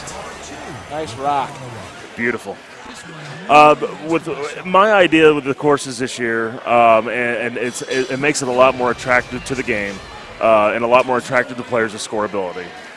I absolutely agree. And I think we can see it. What have you got here? You've got 160, 170 people in the room, right? Absolutely. I think that is a direct correlation between those two things. It is a direct testament to it. Back when you and I were probably first starting out with this. Youths, we were. We were young. When we started with that, it felt like we almost had to survive the golf course, much less attack as much as we do now. There was definitely a very large. I mean, there's still course management. Don't get me wrong. There's very much still course management in this game. But I agree. When we first started playing Golden Sea 4 days, that was a max that you had to manage the course because otherwise it was going to tear you apart. Absolutely. Here you can get away with some things, and that's okay. It's more of a Tiger world, if you will. Yes, sir. And I think it almost actually leaked into the live years a little bit. And I will give you the years of 2011, 2012. Yeah. Where, like, say, an Alpine or a Dusty Bend, something of that nature. True. Those are difficult courses and doesn't hold a high scoreability. All right, 25s are not cool to look at. They're not sexy. All right. Eagle Crest, 24 under, not sexy to look at. But when you go and play a course like Grand Teton, Dodge City, that can give you a 31 setup on any given round that you can put up. And I think the other thing you got to think about here too is in Jim Z's designs is the changing equipment played a very, very big part. And not only that it changed the way he designs a course, but I think he was learning how to design a course as he did that. So real nice quick, chip by Barack. Very nice. And you notice that was course knowledge right there. He was on the fringe, but he knew there was a lip there. Yeah, so that's if why he would have putted that chip. in, probably would have taken a pretty nasty kick on it. Absolutely. So we make the turn here. Up one, the Turkish Tornado, Barack Tamel. Great up-and-coming player from the Houston, Texas area. Your opinion. Does this need to be hole 3 It feels like it. It feels like a hole 3, right? Yeah. I have high hopes for this one when the tee box changes. I really do. Yeah, I see that, but I mean, it's not uncommon for Golden Tee to kick in a normal par 4. It's a very what was it? The Sparkling Waters. It's a very Sparkling Waters. Sparkling Waters number 10. And very close. Oh my! Matt Kavanaugh. Matty K is really working hard to get that one back. Yeah. Matt Kavanaugh, who won the title of the best Golden Tee playing dentist we have. I watched that match. Yes. Was that Cincinnati when that happened? I think that sounds right. Yes. Yeah, Cincinnati. Right. And they were both great sports, but they used to make the joke about who was the greatest Golden Tee playing dentist that we had. And they actually ended up playing a cycle, and they made a big event of it. I think they gave a championship belt to one of them. Matt's got a picture, I know, or Seth's right here. No, it had teeth all over it. Okay, that's all right. Yeah, and they were great sports about it. A nice little Saturday night action they did.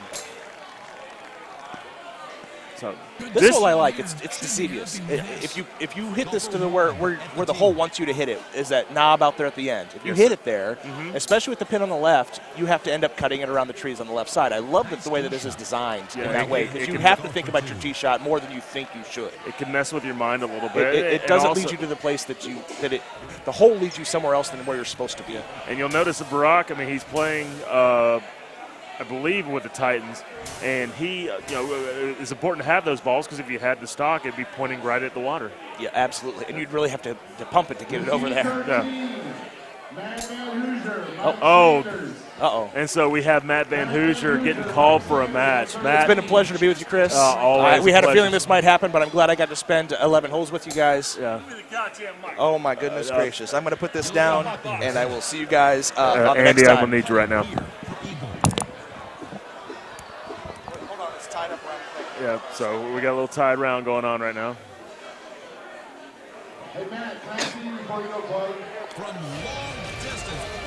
So now we are going, we are at the tide. And now the tee shot of golfer 2. So now, joining me to my right,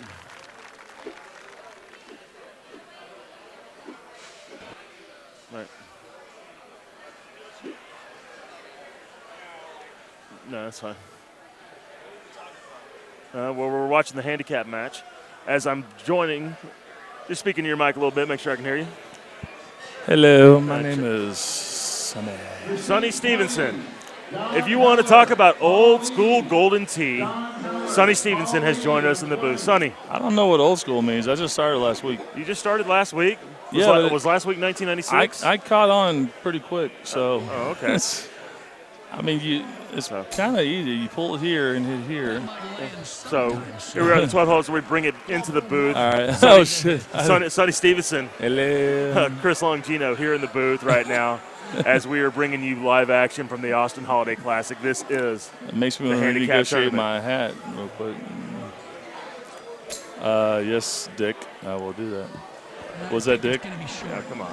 If I say his name is Richard, that's Dick. No, that wasn't. That's Andy. Oh, my bad. Our director of esports, sir.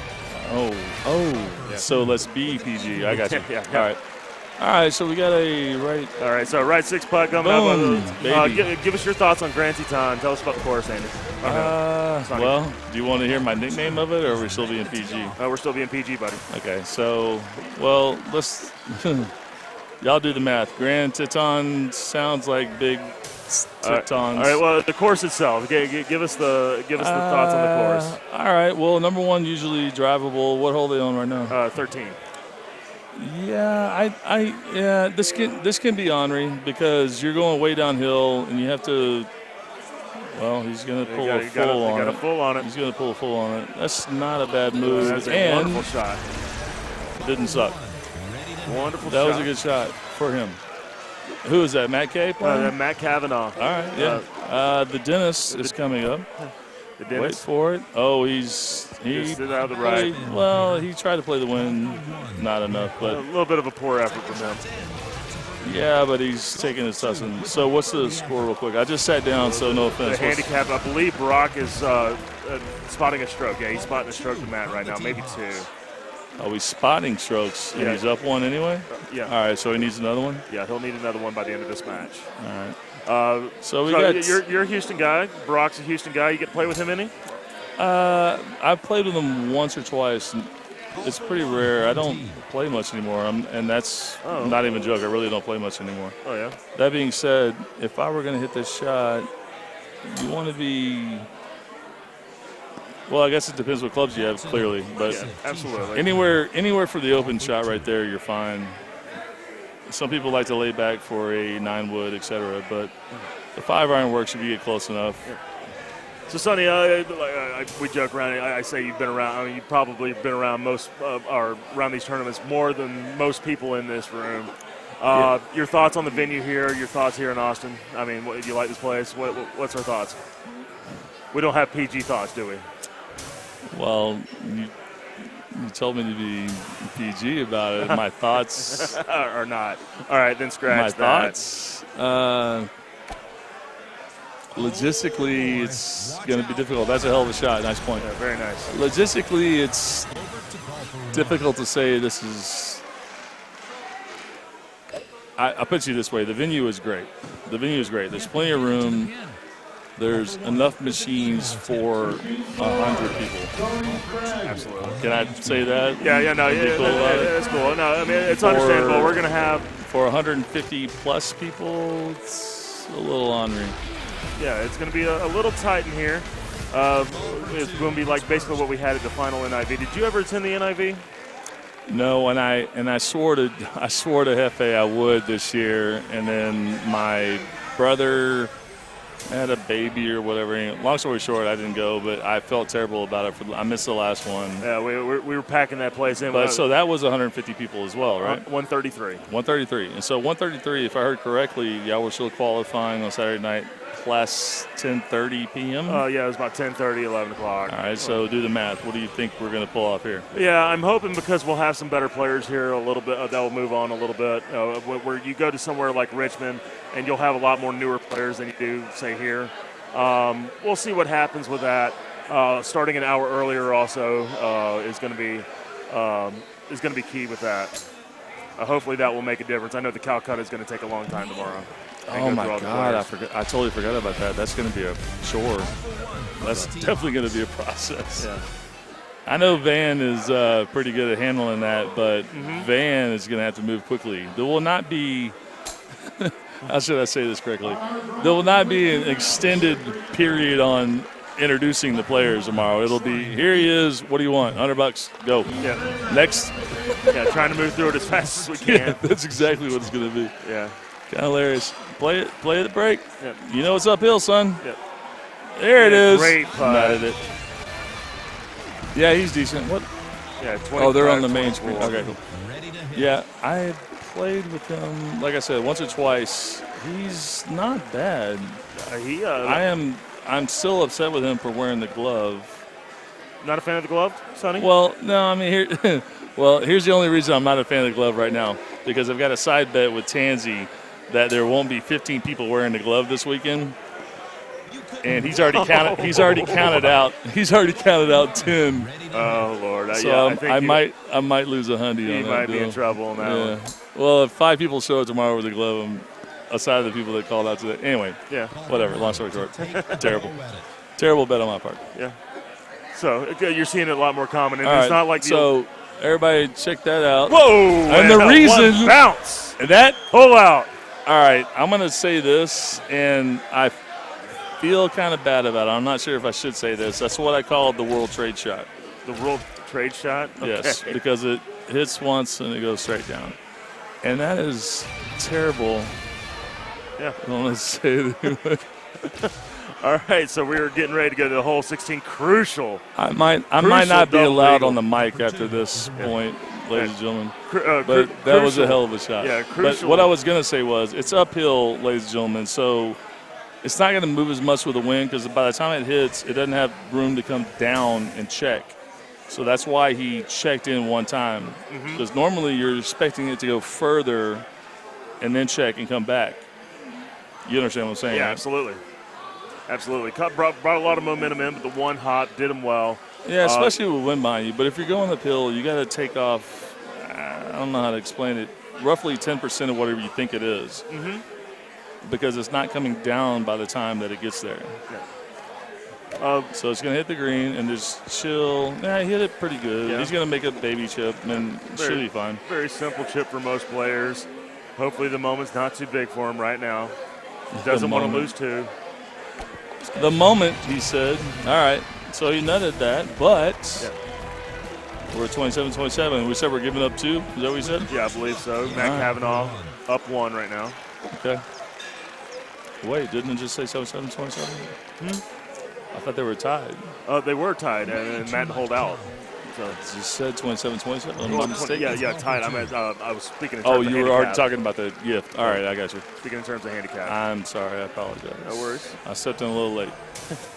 So I came in Matt late, on the green. boys and girls, because Van had to go play his game. Yeah. All right, so here's the thing on this one.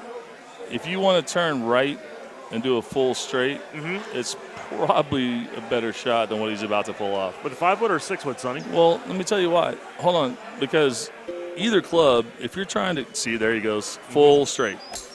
See what he did? Yep. That means you're going to cut harder, and it's going to stay there and do it for the kid. Get it close. All right, there should be a point breaker.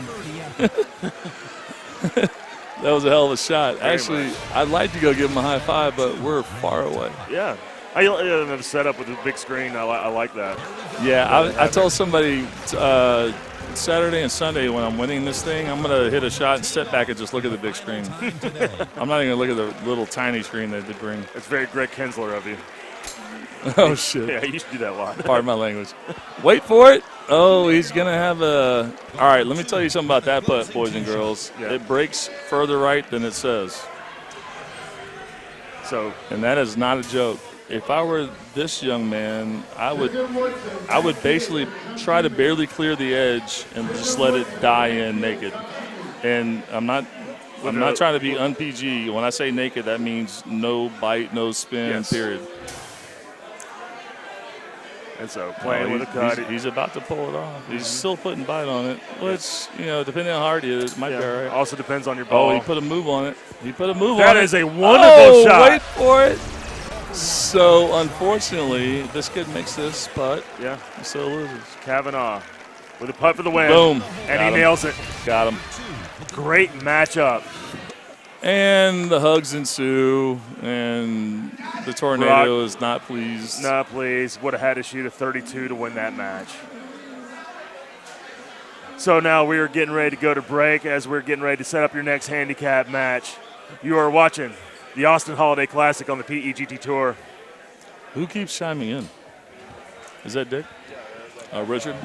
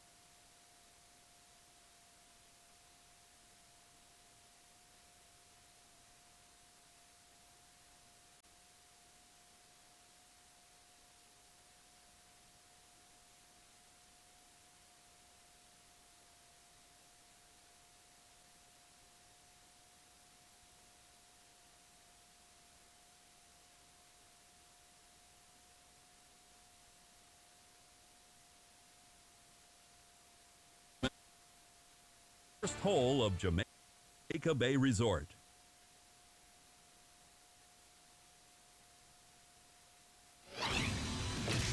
It's great to be here today.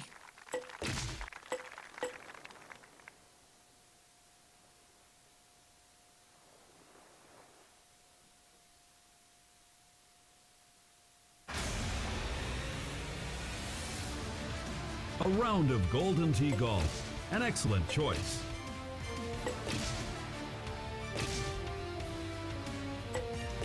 It's time to check in.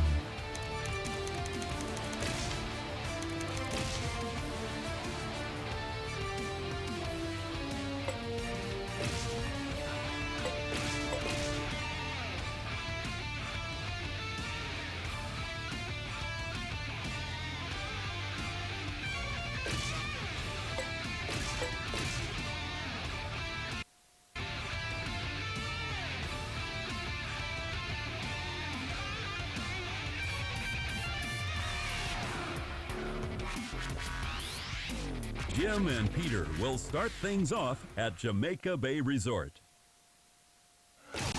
Welcome to Golden Tee Golf. I'm Jim Nance. Golfer 1 has honors.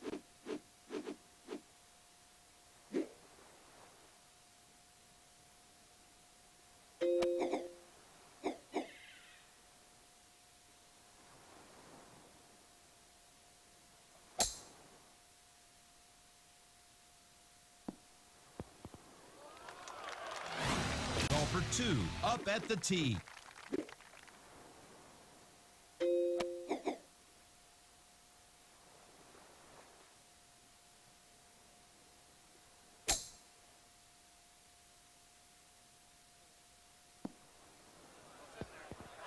That made the green.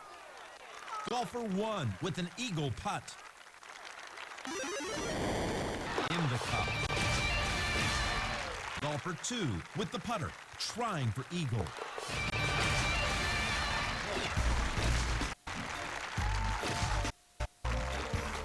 Golfer 1 on tee. All right, so apologies, everyone. We came in on after one. Clearly they drove it. They're both -2 after one. Yeah.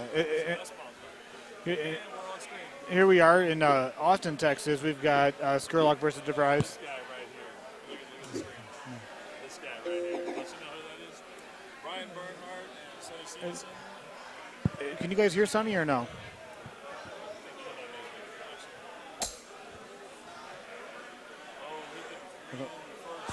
What a shot. Ready to tee off. It's golfer 2.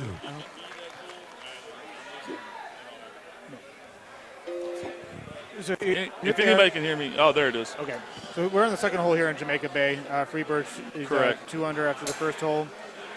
And they both pulled it off. Safely on. Brian Bernhardt, the man, would probably pull a full shot on that and try to be cool about it, but they're being safe right now, feeling each other out. Taking a moment. Understood. So for those that are just tuning in, we're here for the this is the handicap tournament where This is the handicap tournament in Austin, Texas. players have a chance to play in an event. It's a level playing field with the handicap, and have a chance to get a free entry into the main event tomorrow, which over 170 people are signed up to play in tomorrow. Correct. Now, let me ask you this question. Out of 170, how many do you think are actually going to show up? I would say about 150 will be here. Well, that's a consensus. Yeah. Well, that was safe. He's a little firm, but it's better to be long than short on this particular hole, because if you go down in the sand right there, boys and girls, you are not coming up pretty. Yeah, that pin is tucked there pretty good in the top right, and yeah, you get a little fancy, that might not stay in the green. Sometimes you got to, as Chris Rock would say, take your tussin'. Go ahead and put it on the green, call it a day. And if you're this good, or if you're good enough to be in this position right now, you should be able to make that putt. You can see those 2 shots they just made. They're both of them saying, Correct. pretty good ways left of the hole there. Just Correct. That being said, what are we looking at on handicaps? Who's giving who?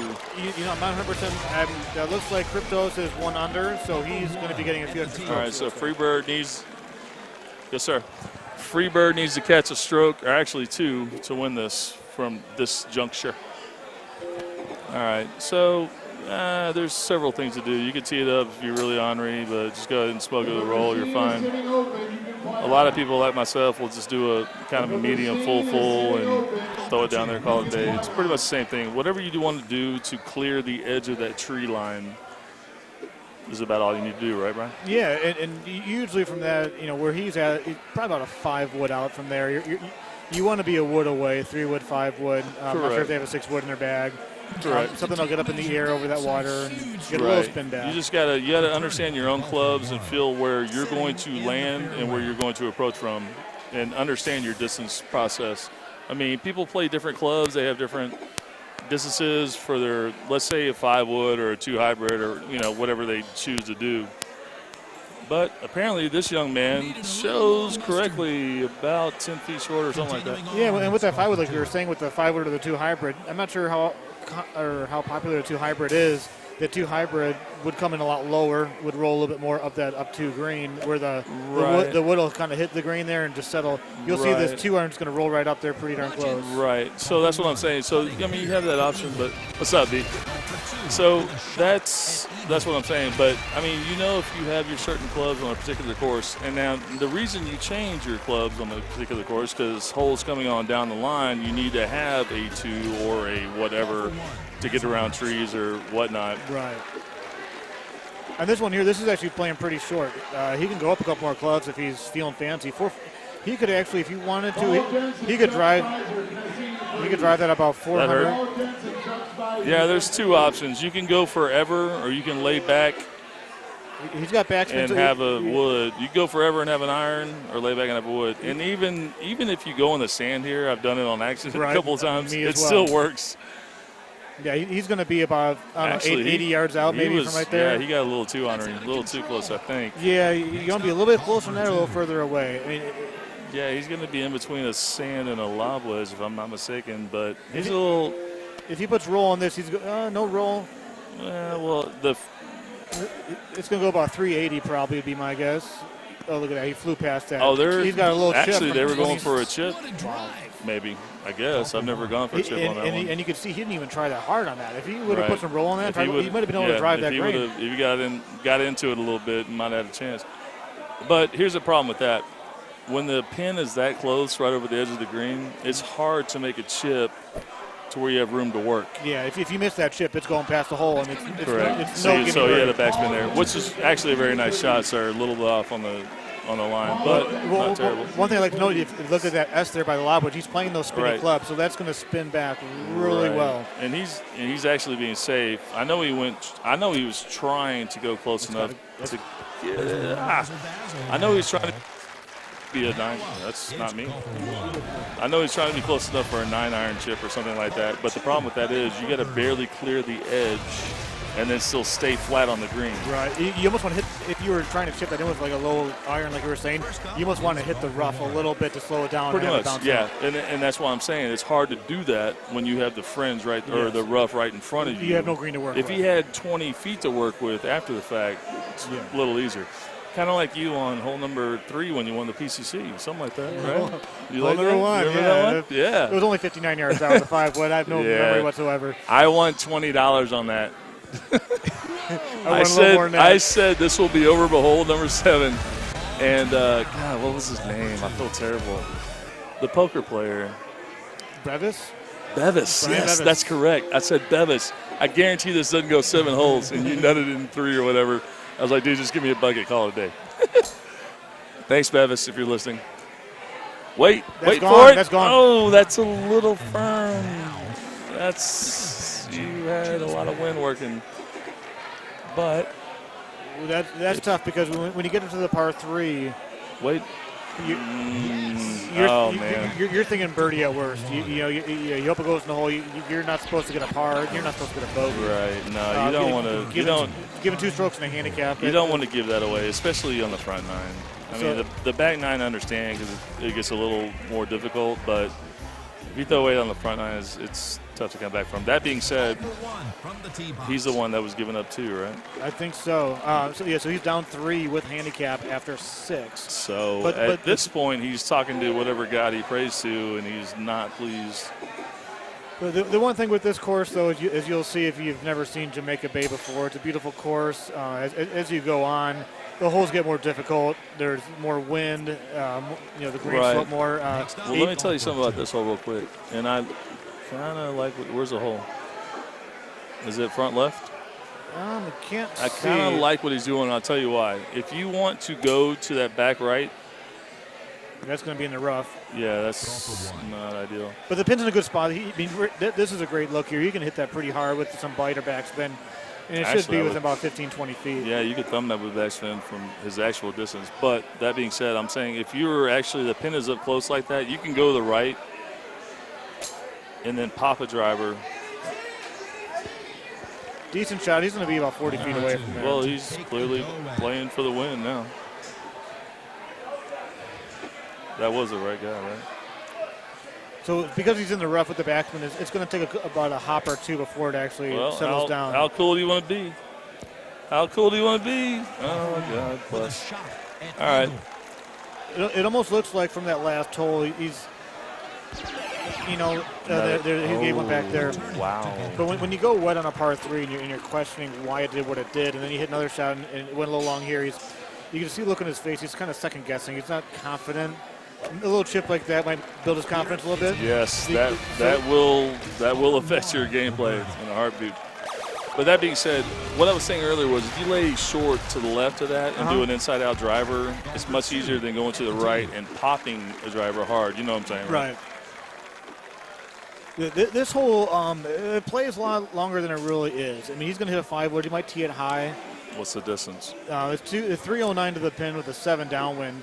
If he hits this anything like he did on that par 3, this ball is going to go long. So I'm sure he's thinking about it. I wouldn't be surprised if he hits this short, actually, because he's scared about hitting it long. Yeah, well, there's several schools of thought. One of them being you can do a high over the tree like that. And that's or you perfect. Can do a middle of the green, Sobe safe shot. Right. Sobe safe. You break out Sobe. That's awesome. Or you can do a little inside out, 4 or 3, whatever club you have. Something to just hit the green and just stay there. Now, those trees do come into play, so if he thinks he can get over that without teeing it high, he is wrong. Yeah, see, that's what I'm saying, though, if you do a high. But that being said, you have 7 behind you, or any wind behind you for that matter. It's a little more difficult to hold. But not terrible, if that makes any sense at all. He's thinking. Well, because he wants to drop it right over the top of that. The nice thing about this green being an up 3, left 2 is that the ball will slow down a little bit before rolling towards the hole. It's going to be short. He clears. No, he did not clear. And the one thing about this game is the more you think about it, the more chances you have of making some mistakes sometimes. You go with your first instinct, be confident in your shot. All right, well, let me ask you this question since we're having a not stellar game. If you have a 30-yard chip like this with the possibility of being short in the water and long in the water, what would you do? I'm a 6-iron guy. I would have probably have done that because golfer 2 on the green. This early on in the game, as long as you feel knowing I would keep it dry. If there was a chance where I didn't have a whole lot of green to play with, I would be a little bit more conservative. But with that one there, I probably would have taken my low iron at it. And here's a shot. He hit this last 8 wood on that par 3 long. It's in his mind. He's Pull that. I can't see that very good. He's going. I heard that. He's going to cut into that a little bit to get that win because that right 11 on over. Yeah, the 11 plus it's breaking to the right. I don't know if that's me or you. That's going to go to the right. That's long. Another 8 wood long. So something's going on. I'm not sure what balls he's using, but well, the adrenaline could be up a little bit. Yeah, for sure. So sometimes in these situations, you hit those shots, you try to cut your shot, but you don't cut it. You kind of hit a straight shot. You got to put something to clear and stay because if you got to realize the problem you're going to have if you do miss a shot. So this gentleman hit a great shot. Hit a full all right, so from right here, you're suspect. Like even if you have a lob wedge, which he does, if you looked left and right or looked up, you could see how high that is. Yeah. It's almost damn near impossible to get it up enough and then still hold. Yeah. Because the first thing in your head is getting it out of the sand, getting it up on the green. Right. And then the problem if it goes in the hole, great. Right. And the problem is if you hit the edge and you go back down there and you're costing yourself 2 more. So that's, So here we are. We're all knotted up at 11 under. I can't remember which one. I believe the player that's up right now has the 2-stroke lead because this is the handicap tournament. Correct. Handicap is based off of your average gameplay. Right. So, all right. So here's this one. So you can lay in between the sand, or off to the right with side. that particular move, you could actually smoke it, hit a driver, full, high, whatever, and go forever down past the sand and the trees and have a straight shot in that way. I don't know if you ever hit that shot, but it opens up quite a bit. You can smoke this all the way down here. Oh, okay, gotcha. Get the trees. There he goes. So he did it. No, he didn't. Did he? Yeah, the other guy did. So these guys just can't hit the ball as hard as you can, Sonny. But hey, it's a pretty safe place. But the thing is that pin is tucked there in the top right. This is with the up 5 left 2. The ball's going to roll to the left a little bit, and it's. Yeah, it's uphill as well, so you're going uphill and up green and into the wind. You want to position it to the right of the pin, just like that. Come on. Yeah. Yes, I mean, once again, uphill, up green, upwind, or into the wind. It's going to be a little difficult. You got to play it, I don't know, roughly 10 to 20% harder than you think, but it's hard to gauge that, especially when you're trying. Yeah, are you feeling that too? Something's wrong with it. Edge of this. Oh, he hit the edge. Returning Are you good? to golfer one. No. Yep. Yeah, I'm good. I got you. All right. So, all right. Now here we go off the fringe. Now, anyone that knows, if you see the fringe break 3, you're going to play another 2. Ooh, that just snuck in there. Did you see the button love? All right. Let me tell you all about the button love real quick. And Brian knows what I'm about to say right here. I don't, but I can't wait to hear it. The button love. If you hit the button. Oh, the button love. Exactly okay. when the ball is about to miss the hole. If you hit the left or right button, exactly when it's going to miss, it kind of sucks in because of the incredible technologies. But here we are on a par 4. This is a shot where he can go over that tree. You really go over that tree? No, the one that's hanging over to the right side. You got to miss the one that's a little bit higher. Yeah, this is a 6-wood, high 6, high 5-wood. He's going to hit a full. He hit a full before. Yeah. Doesn't surprise me he's hitting a full again. All right, I get it. I mean, for that particular look, it's kind of terrible. But that's a little bit long. It'll be about 50. Hey, but he's starting to play more safe than sorry, so that's good. A lot of people will hit a soft low with like 2 clubs up from there, just stay under the tree and kind of kick up kind of shot. But that's, I hate to say it like this without being super arrogant, but it's a pro shot. It's a straightforward shot. Yeah. So you gotta stay under the right side and just kind of barely cut it with pop low. Out to the right. Yeah. You know what I'm saying. But and there's some things too with this game. They have these dynamic tee boxes and they move around and sometimes he went dead through. The boxes will be out to the left and you hit a shot around the left side of the trees. Is that 75, 79? Okay. Well, is he going for the putt record? Let's break records. That's right. Break records. Oh, should have done the button left. But all right, here we go. What is that, right? Here we go. Wait for it. In. Oh, he got it. All right, so he's feeling very confident. Yeah, now he's a little safer in his mind, if you will. What's this? Now he's gonna. When you see that handicap score, great shot points are hard to get. I think he might be up 3 or 4. Yeah, he's up 3. All right. So the gentleman in the lead actually has a higher average score, lower handicap than his opponent. But things are starting to get a little interesting here on Jamaica Bay because this is a pretty straightforward par 5. Well, not really. Let's talk about this real quick. There's several shots on this, boys and girls. You can go to the right over here, but I wouldn't advise it if the pin is close, especially when behind you. Now, he's going to hit it over here because the pin is in the back part of the green. He has room to work. If the pin is in the front part of the green when you're coming over the edge of the water, you don't want to do that because you can't possibly hold it. So this gentleman is going to do the other shot where you go down the fairway, and it's still basically the same shot with an extra 2 clubs, more or less, correct? Right. But the one thing is going on the rough. I'll play the rough almost every time, and the reason being I've got those super clubs in my bag. So even though you're in the rough and you lose your spin, even though that pin's up close, with those super clubs, you still get a little bit of backspin. Yeah, still get a little bit extra. Well, and clearly there's several options as IT has put forth. And that's one fun thing about these holes is that you don't just have one way to go after a hole. You can go 2 or 3 different ways. Right. He did not take his time on that. I'm curious what his 6-iron is. Oh, 7-bird. Yeah. The backspin isn't going to work really well. Well. But it is an up 4 green. I don't know how to say this PG. The other gentleman is pissy already, so that's kind of why he was a little off. He's off kilt. Yeah. But here we are. I'm going to assume we got 2 eagles. Hole 13 is one of the most difficult par 4s. It's like an island par 4. And that's 2 strokes right there. So this and next hole it could be even more than that if the layup, try to, in between little BS sand wedge shot you got. So you got a downwind here. This is a very difficult shot. It's 14 behind you? A 3-wood with backspin may or may not even hold the green. You want to play for the right side of the green where there's a little bit more green to work with. If he plays for the left side, it's extremely hard to hold it on there. Yeah, and here's the thing. This is going to be short. Wait for it. Wait for it. Oh, for the love. So he needed roughly a foot more than that. All right, that being said, even if you're going to lay up for grins, where would you do it safely?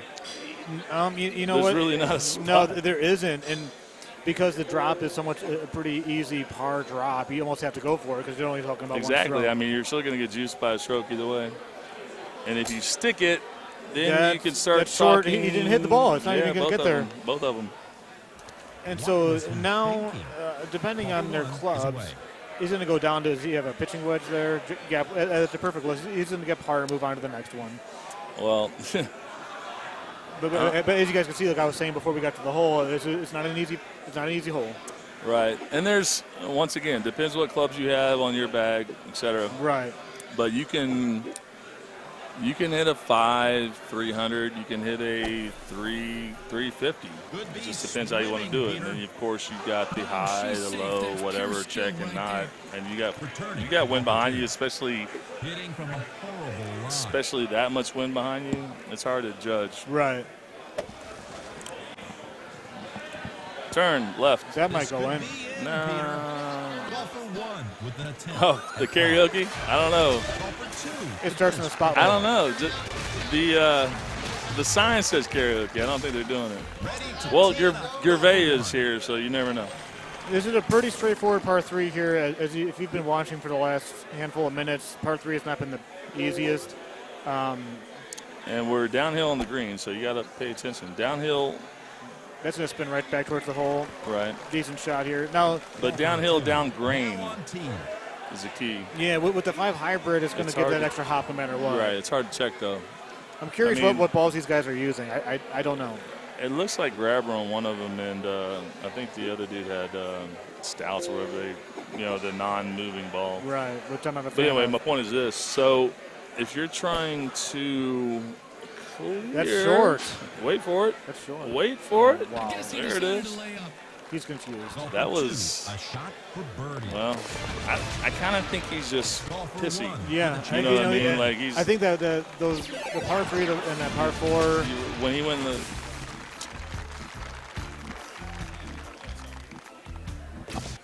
But here we are on hole 15. Par 4, there's a couple ways to go after it. Most people go around the left-hand side. It's not me. I don't know where I'm at. Oh, I hear it myself now. All right. Well, for this particular shot. That's going to go a little bit to the right. It's going to go off into the fringe a little bit. It's a little off, and he's got to have the chip. You can't putt that. Don't try it. Don't do that. Well, I mean, you can putt it. I don't know if it's going to work out for you. But there's a lot of people that'll do a low something or another through the right side of the tree. One bird, I think that's a club. I'm an 8-wood guy around. I'm going to do, with that particular win, I'm going to do a 9 or maybe even a high 9. Yeah. But he's got to get around that tree that's hanging over, get by that on the left-hand side. You're going through the gap there, and that's the wind's gonna blow. That's a brilliant shot. That is a beautiful shot. That's brilliant right shot. Great shot. Whatever his name is. I keep forgetting their names. I feel terrible. But anyway, all right, so for people who don't know how to chip, I'm going to give y'all a tutorial real quick. Whatever the break says, I want you to cut it a hair right and then hit it dead straight. You feel me on that, Brian? Yep. You know what I'm talking about, right? Yep. So if it says, for example, that was a 1, but let's say it says 3. Pull it back like you're hitting a left 3 putt. And instead of hitting it like a left 3 putt, hit it dead straight on a smooth chip, and it reads straight. Correct? Correct. And it goes dead in the hole. Yeah. Well, depending on how close you are, yeah. You got to get used to it. I mean, I can't teach you everything.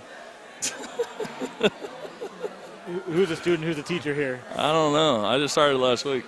There's a couple different ways you can approach this hole here. You got that 11 downwind. I will tell you this. I've found that being on the close side, almost where he is, a little bit further, about 10 yards in front of where he is perfect because you're going to have a 5-wood in. Yeah. If you try to pull the full thing to where you're going past the little strip, it doesn't work out. You're going to have a driver cutting in. That's terrible. Yes, you're right. And this shot is terrible. What he's about to pull off. Because you're out of the rough, you're going to be like 280 I know away what from he's the green. thinking about doing. When these courses first came out, you played it every time? I played out to the left. Started playing out to the right, and I play the streaks personally. So you're trying to hit where it jumps right on the edge and jumps up and stays? Sometimes. Yeah, but look, right about, I know nobody can see what I'm doing, right about there is a 5-wood pretty much every time. Looks like he's going to try to lay it out as far. No, he's going to do the thing you were talking about. He's going to try to keep it on the fairway, but there's no open. Yeah, and the problem with that is even if he does get away with the open, he's got wind behind him. So I'm not sure who this is. I'll look forward to meeting him sometime this weekend. I wouldn't be surprised if he's a homeowner. The way that he's playing this game is the way that a homeowner's playing. A lot of homeowners are hitting full shots, and the way that he's playing it okay. looks like he's been experimenting a lot at home. Right. No, and I've done that when I've had a bad game going on. You could actually go right through the trees right there, really. But the problem with that is the next shot is going to be ornery, especially with wind behind you, because you're trying to barely clear the edge of this uphill, by the way, with a down on green. A down green. Yes. On a down green. It's hard to hold, especially with wind behind you. Yeah, you almost when you hit to the right side and you want to cut a little bit. Right. So then that's going to be short. That's not even close. That's correct. So you're trying to cut and jump up. So that's the problem. So he tries to cut enough to where it hits the edge and barely gets up. And then when you cut it, you lose your distance. And then feel yourself down, but it doesn't really work out that way. See here, I'm surprised hitting the 3-wood. Well, unless he's going to do a full cut. It's going to bounce. Oh, that's left. Oh, that's going to get wet. Oh, he's going for a love bounce. That's wet. And not wet. He is very extremely got lucky. away with it. Yeah, wow. The one thing, Brian, it's one of those games where who wants to win this shit? Right. So that green slopes straight down to the water. So for that ball to stop right there, that might go in the hole. Do it. That's a very nice eagle. He's going to get a stroke back here. We've only got 2 holes left. 17's a pretty straightforward par 3. Sometimes it's difficult. Let me tell you. Hold on, but 18 Brian. is not easy. You've seen 17 though. Oh yeah. 17 can be on Ray. If you've got a look where you've got like an 8-wood going in and the wind's going left to right 14 miles an hour. You've seen it suck left with a hard right wind, though, right? That's going to roll off. Oh, that's not. That's water. That is. Oh, my goodness. That's the second time that he got. Okay, so. He's got to just pop it up there and take it. Whoa. He's playing the whoa. And if the S for the super spin. Okay, so let's talk about what he probably has for clubs and balls, because that's some super backspin. I know my stuff would not backspin that well. That's either streaks or Titans. And then he decided to go. I believe it's a 4-stroke, a 3-stroke swing. That was a 4 at least.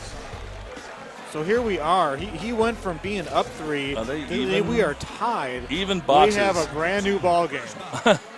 So here we are. So for those of you who are tired of us talking, you get to listen to us for even longer if they. This is actually play apropos. You got to be careful. So once again, you don't want to be short. You don't want to be long. Down green, down wind. Here's where a lot of people like myself like to put a slight move on it, because when you put a slight move on your ball, it checks better. But he checked. Yep, no, that's long. Did go for it. Well, all right. So what would you do now? Well, he's got the super spin club. All right. So what would you do? I play go bite. Down a stroke and just pop it. I play bite with my 8-iron. I didn't know. I'm taking on a down. No. I'm sorry. I would take backspin with my 8-iron here. Yes, you don't want to hit backspin. But he doesn't have a super. He's not. These aren't super irons. But he. Well, whatever the case, as long as it's the green first and stays, and there it is. And he just won the game on happenstance. Yeah, if that's the right word for it. Although if he makes that would have been cool. I wanted to see how honorary he wanted to be on 18. Now, hole 18, what Sonny was just talking about, there's really, depending on the setup, there's so many different ways you can go after it and so many different things that can happen at the same time. You've seen 18 setup where you think it's perfect, and let's say this, if the pin is up top, it's not. It's on the bottom. It's on the bottom, it's easy. But it's still longer. They can still go long, miss a chip, miss a putt. So we've got a 1-stroke difference in this. Yeah, some people can. My point is this. If you have wind behind you and the pin is up top, pray. Right. It's tough, because if you go down on the first shot, you're not making it up on that putt. Hit a rock. No, do something. Actually, I've seen him make worse chips. This is one of those ones right here where he's got to hit that. He needs to eagle this hole. Yeah, and that's too much wind to go right to left, so you got to pull this move off. You kind of want to hit the green, have it bounce up on that little hill there a little bit. Right, and just kind of trickle down. Exactly. The trickle would be great if you could hit it perfectly. It's not me, I don't think. Sorry, whoever. It's not me. Dick, it's not me. I swear to God. I'm not doing anything. We're dying. There we go. That's better. Oh, we were. All right. Important chip, boys and girls. Oh, he's turning to the. Well, he's turning to the side, and here's what he's doing right here. Instead of hitting it off, he's trying to play it a hair left to work. Yeah, work that break. Oh, he's gonna change his mind. Maybe not. All right, so now you're playing a little inside of the break, and it was so close to being good. Actually, I need to give that dude props on that. That was not terrible. Great chip. Not terrible. Yeah, he needs to make this. So he's got a chip too. He's got to make this. Wait, he doesn't have to do anything but get up and down, right? No, he needs to make it to tie. Oh, he's already done? And he made it. Boom. Oh. I thought he had that. Oh, I tell you this, if he gets super ornery and chips it like 20 yards by, then we got a conversation. No, because of the handicap. Yeah, but hold on. So if he misses that putt, which he just did. He was the one that was trying to catch up. What? Oh, he's throwing it away. I'm sorry. I thought I was thinking about the other guy. You're correct. You're correct. I thought he was the one. Okay. Maybe the next game we'll get some great shots. Wait, I'm going to not be PG. That's farted up because I don't think I saw it. And he's got his man purse on, and he's calling it a day. Yep, that was a tough one. But hey, a win's a win.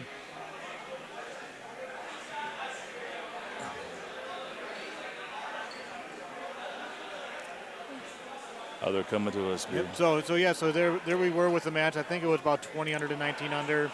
Not a lot of shots ever close. Yeah, that was. It was hard to commentate on that because they're not doing exactly what we would do, but for some reason they're still playing and we're not. But the thing figure that out. Is not everybody plays the same way. There's different ways to play the game, and not every time it gets in the hole. But they tried their best. Very true. A couple balls took a couple bad bounces, went in the water. But there's still more Golden Tee to come. Right. And, I like a couple of matches coming up. I know a couple of people that are playing, and I don't want to jinx by saying names right now, but I love a couple of these matches. And when they come on, I'm going to talk much smack for one person or the other. Well, when you get to this point of the tournament, there's a free entry at stake. These guys are right. So it's $25 to get in for anybody that doesn't know. $25 play with 70, 80, 90 people, however many. What is it, 120 people? I'm not sure how many people got in. I think it was 100 and change. Anyway, long story short, 25 people to pop for 120 and change, single elimination. But if you win 3 games, that's a free entry, which is a $100 bill, correct? Right, yep, for free entry into the main event tomorrow. Hey, man, earn it. Earn your entry. Machine 3, Lauren McDonald, Brandy Humber.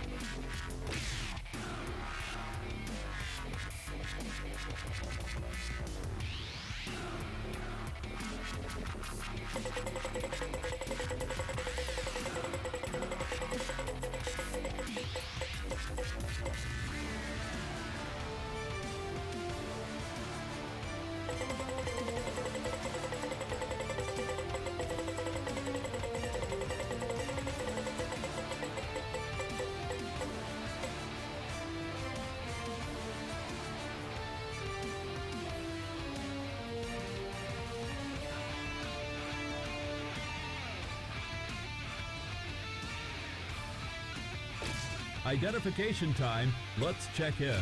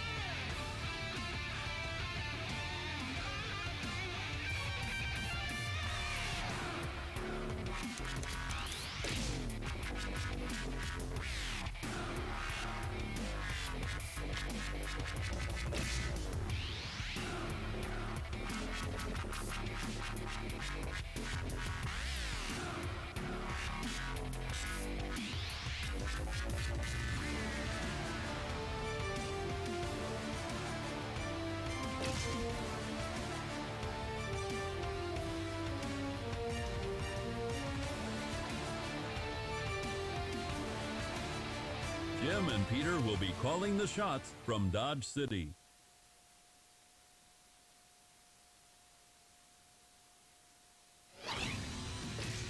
We're looking forward to a great round of golf today. Golfer 1, up at the tee.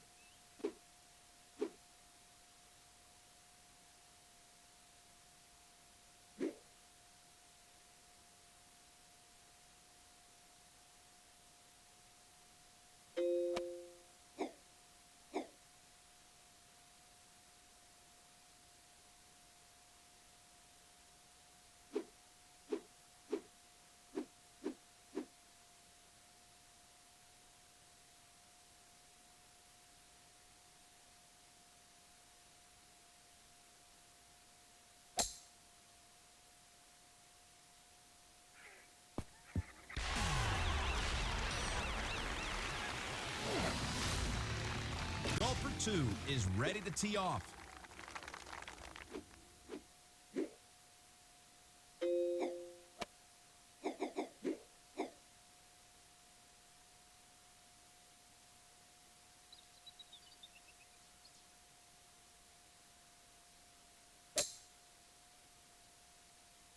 Keep going, ball.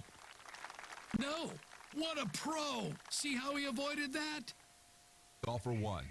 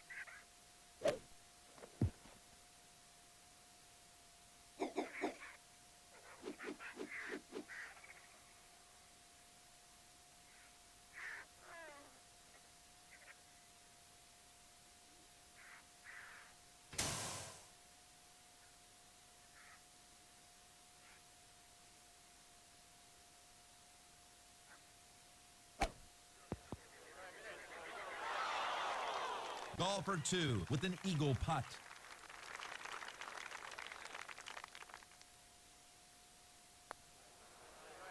Fantastic putting. Golfer 1 with the blade and putting to par.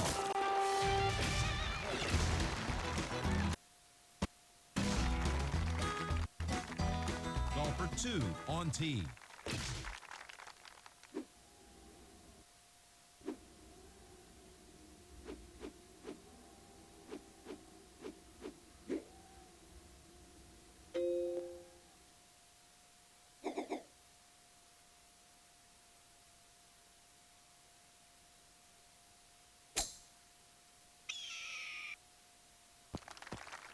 Golfer 1 on tee.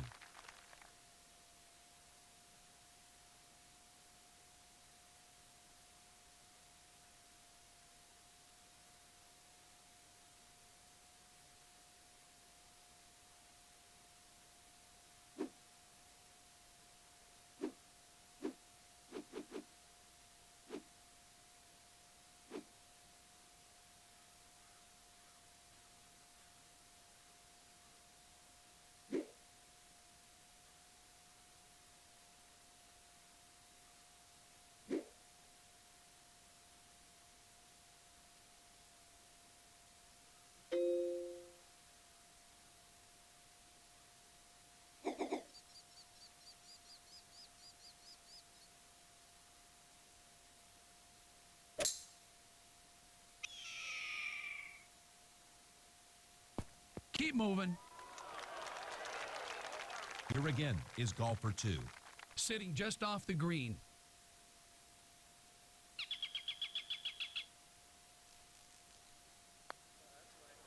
No need to putt. Yes. Golfer 1 putting.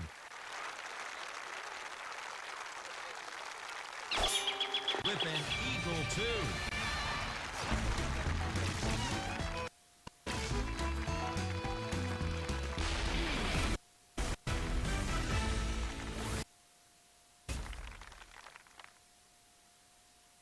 With the first look, golfer 2.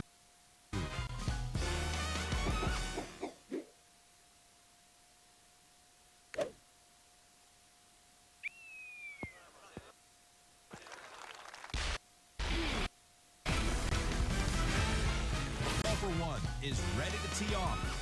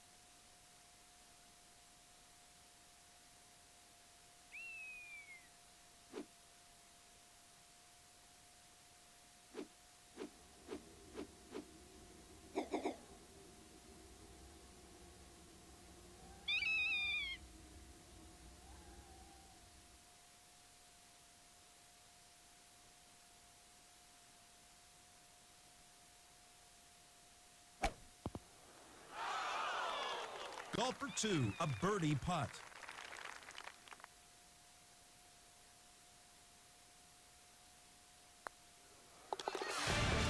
Over to golfer 1 from close range.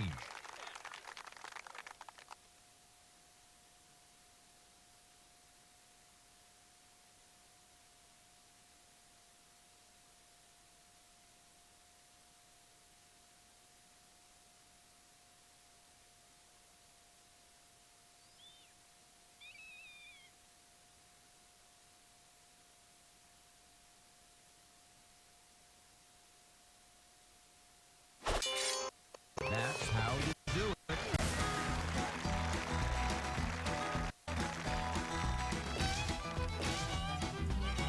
Next up, golfer 2.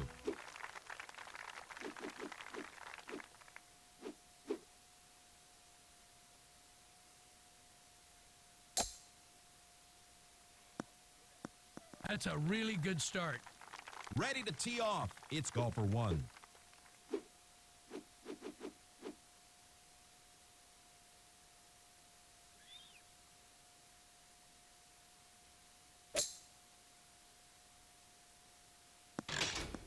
I can't believe what I just saw, Jim. Could the wind come into play here? There's a strong wind in your face. That's going to knock some yards off.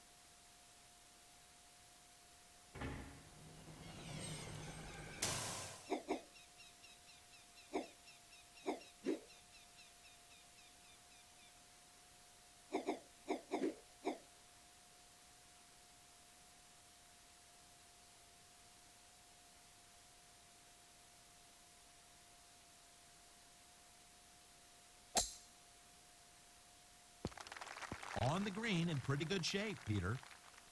Golfer 2.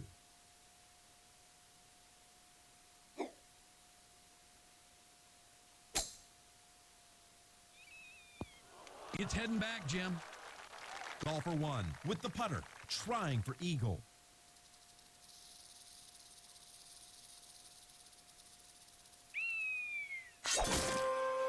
It's in.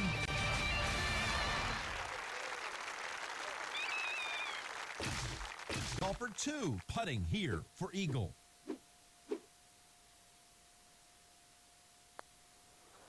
And it's in. Golfer 2 from the tee box.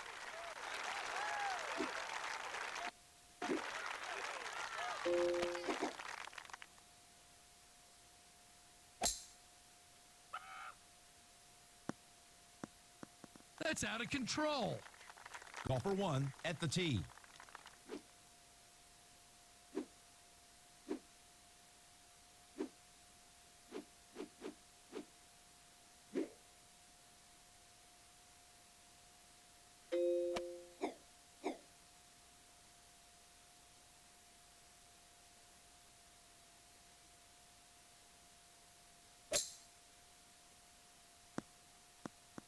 Golf's a lot easier when you can drive it like that. Gotta love these fairway lies.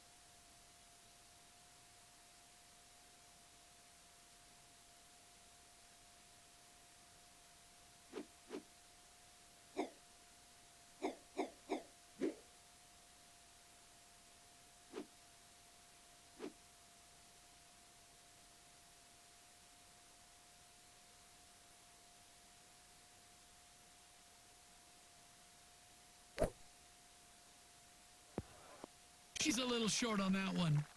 Over to golfer 2.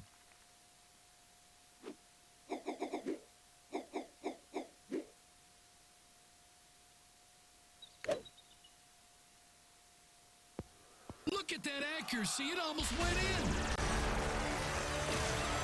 Golfer 1 with a shot at eagle.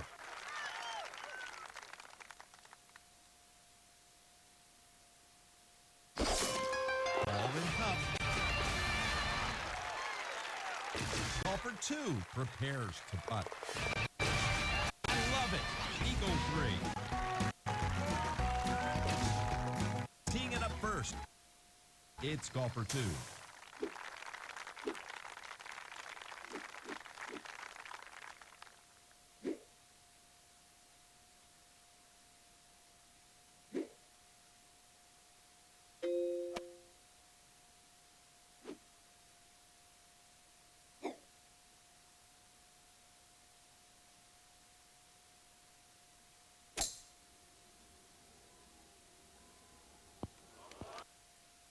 Nice.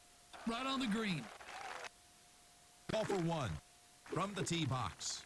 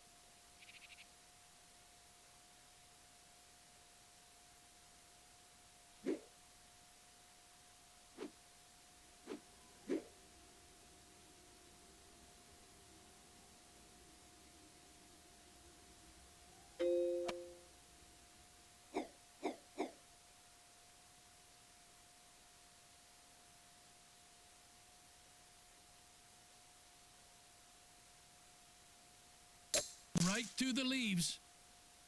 This might be a tricky toe shot, Jim.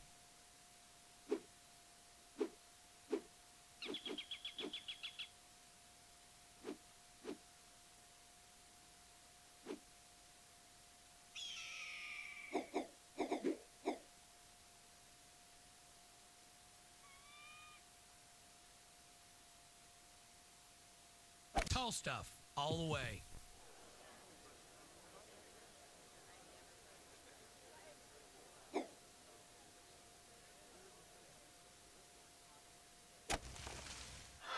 Well, how about that?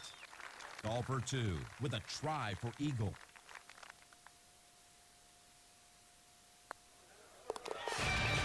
Golfer 1 with a putt for par.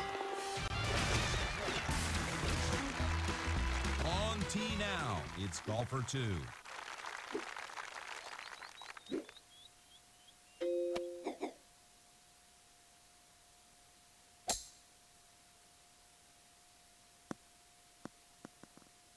Wow, that one just kept going. Ready at the tee, it's golfer 1.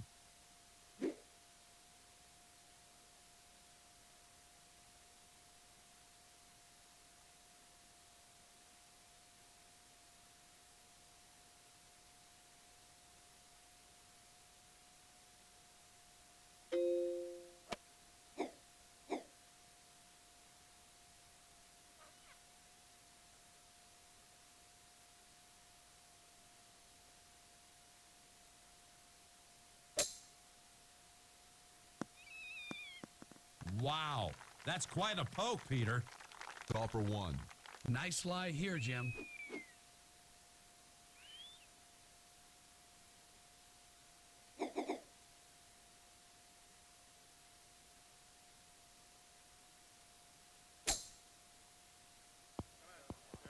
Wow, she's dialed in now. Back to golfer 2.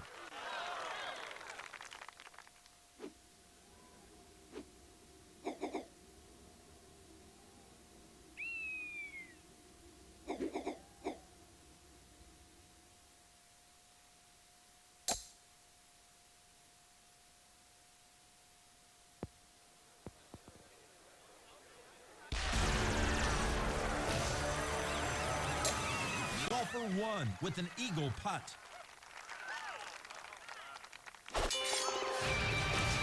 Golfer 2 to putt. That's an eagle.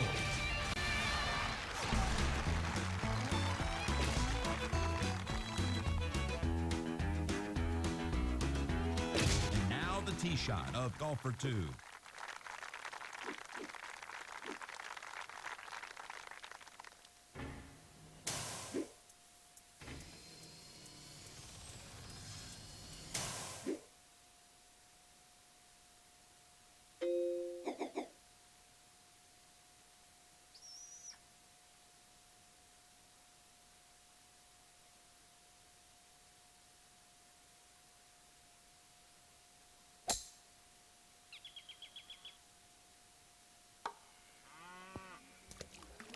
On tee now, it's golfer 1.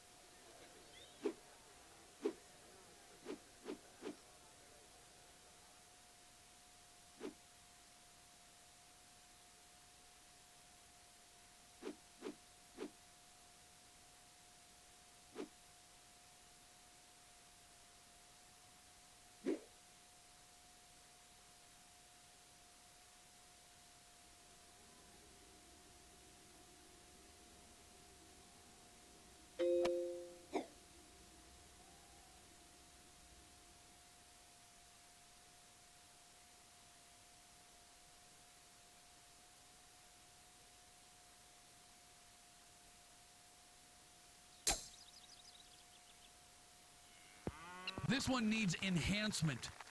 Golfer 1 is putting.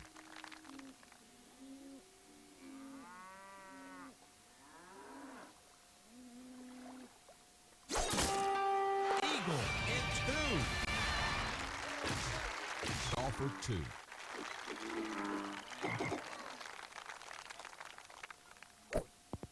That's how you hit short ones. up, golf for one.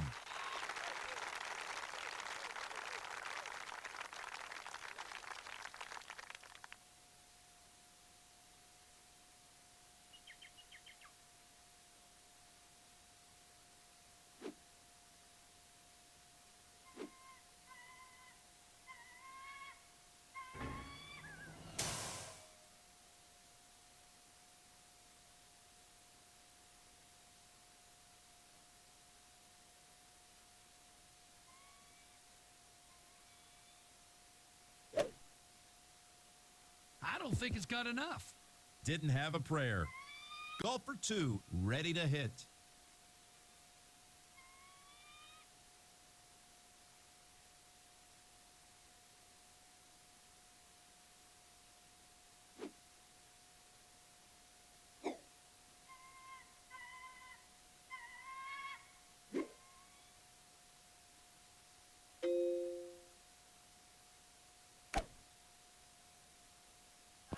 It's coming back. Back to the talented golfer 1.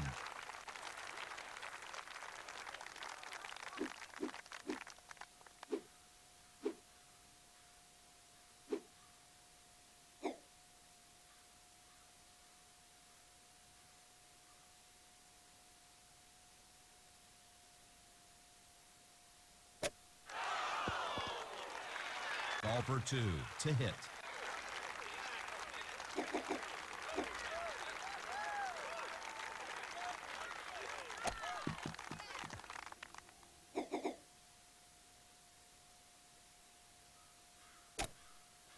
That saved the stroke. Golfer 1, this one for par.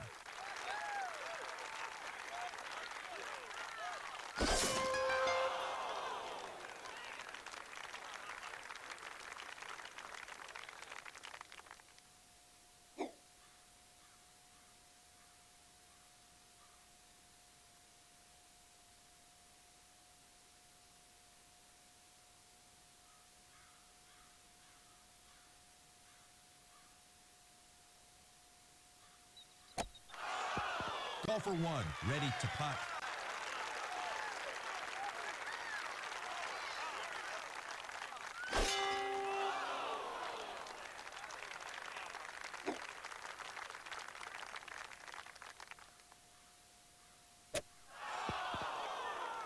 Golfer 1 with the putter.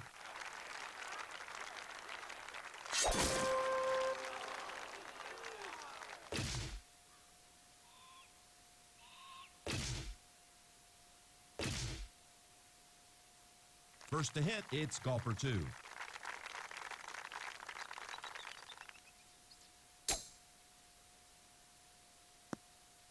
No trouble with that drive. Golfer 1, ready to hit.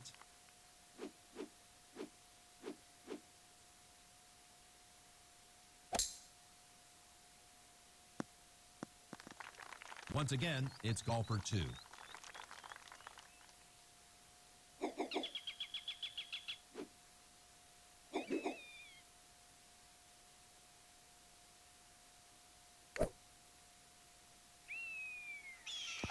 This is spinning back. Golfer 1.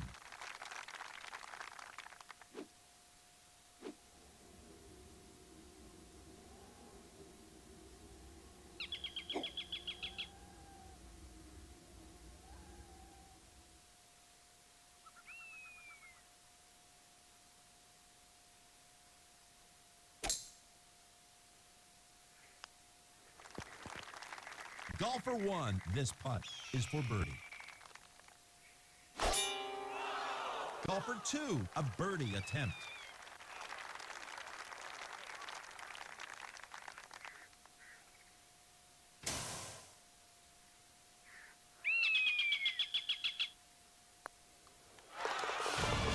Golfer 1 to strike the ball. This girl's magic around the green. Golfer 2, now on tee.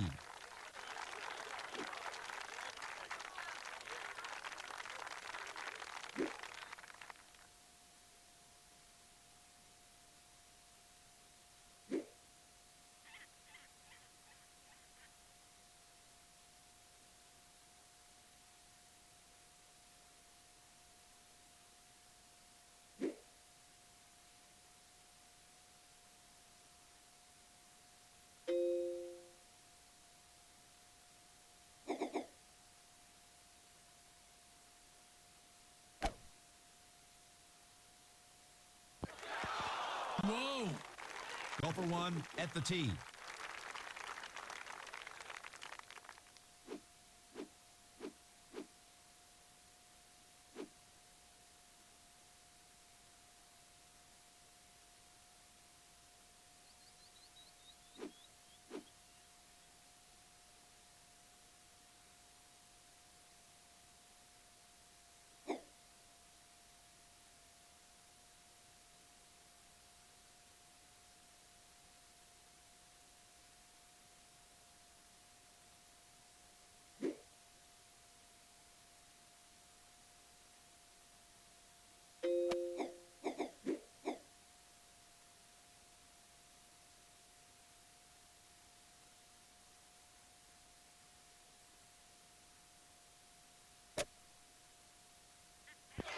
That was right on target. Golfer 2 on the dance floor.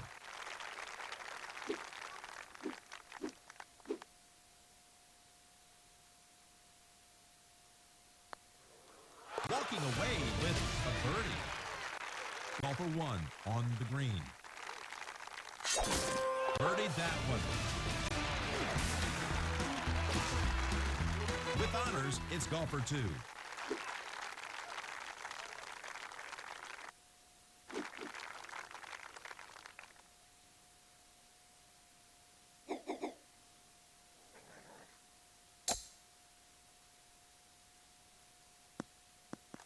Golfer 1 on tee.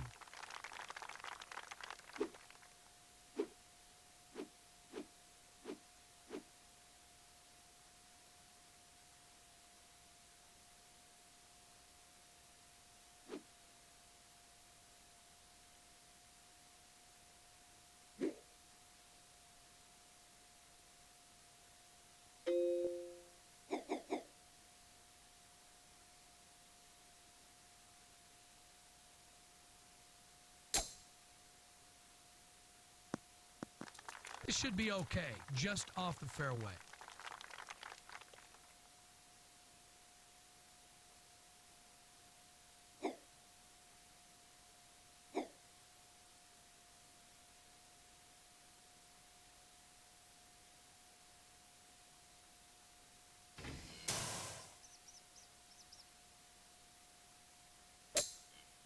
That may not make it.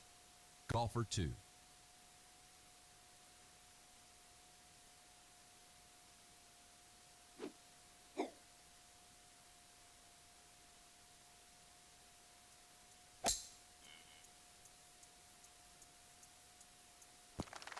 That'll hold, and he'll be putting.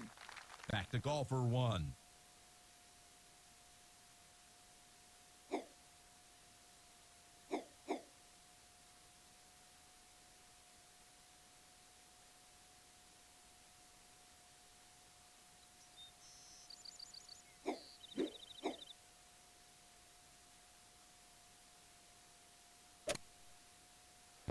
Wow, look how close this one is. Golfer 2 now putting.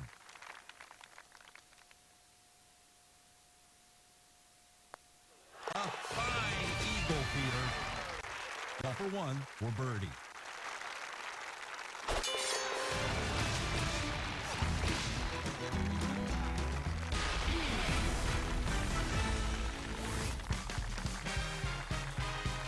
Golfer 2 at the tee.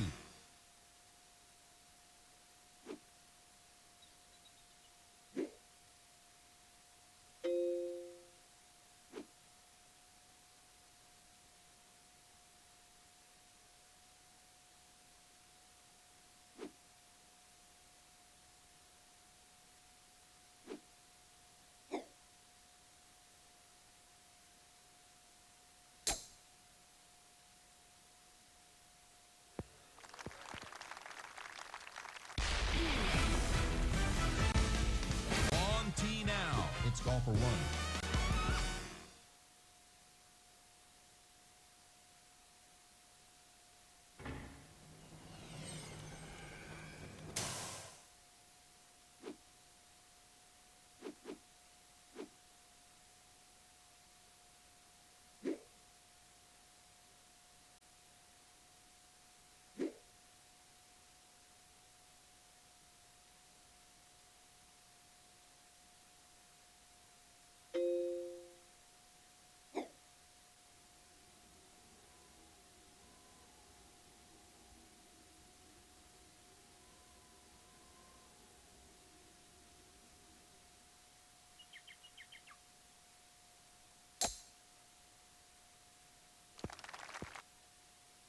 made the green. She'll have a lengthy putt.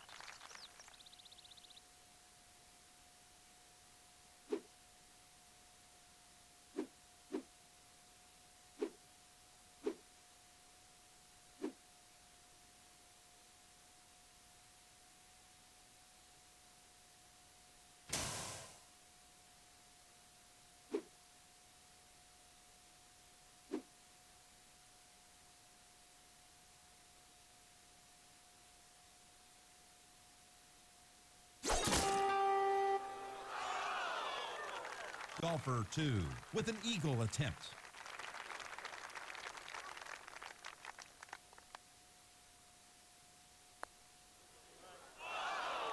Golfer 2, this left for birdie. Golfer 1, this left for birdie. Next up, it's golfer 2.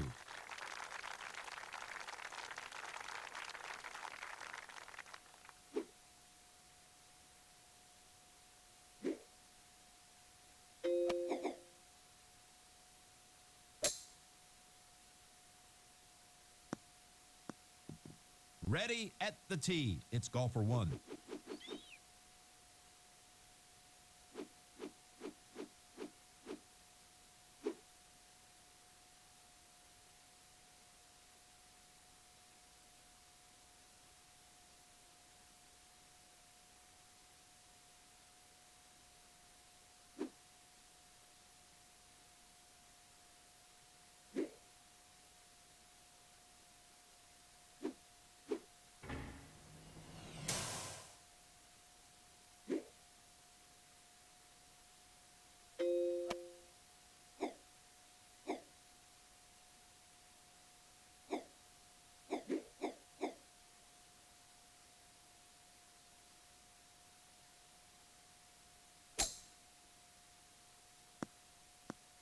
Golf's a lot easier when you have that power. Now hitting is golfer 2.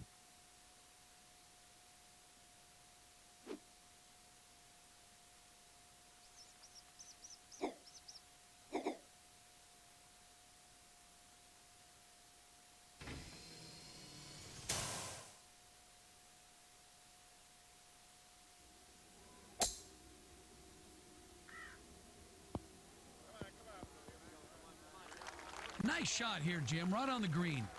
Golfer 1.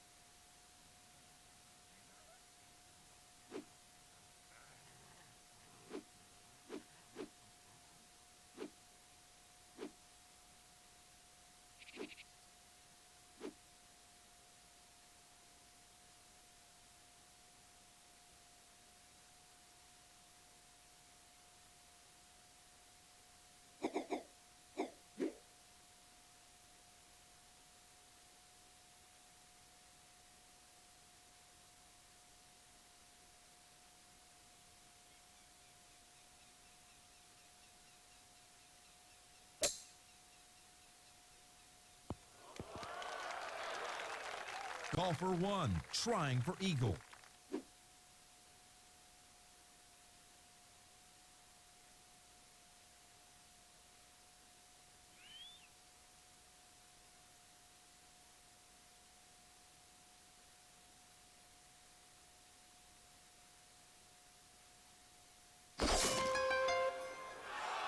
Back to golfer 2.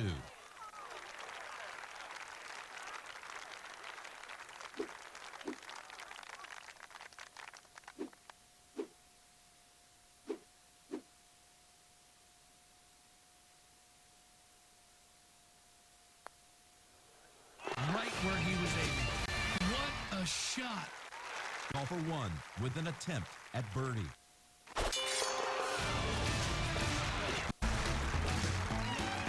First up, it's golfer 2.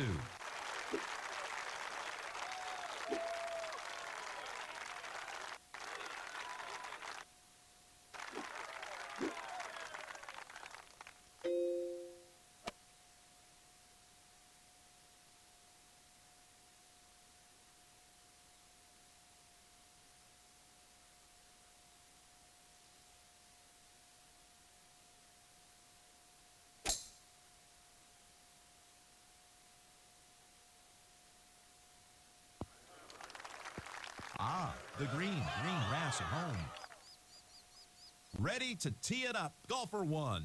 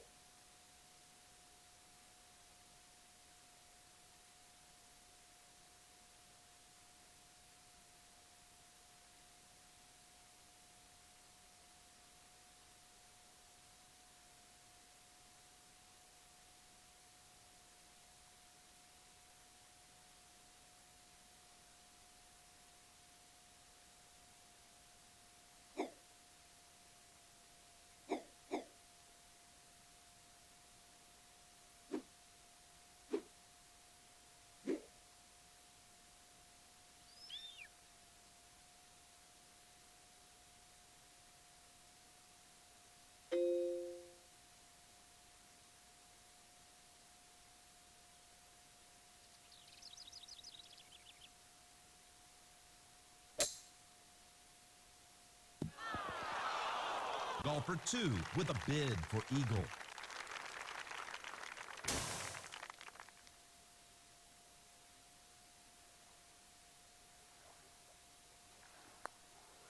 Into the cup, Peter. And now, golfer 1.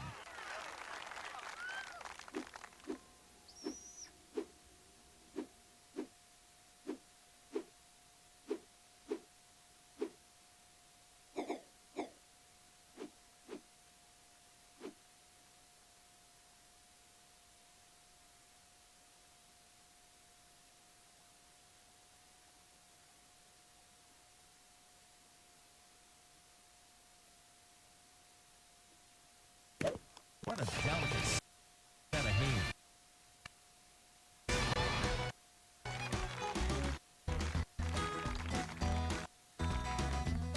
Leading things off, it's golfer 2.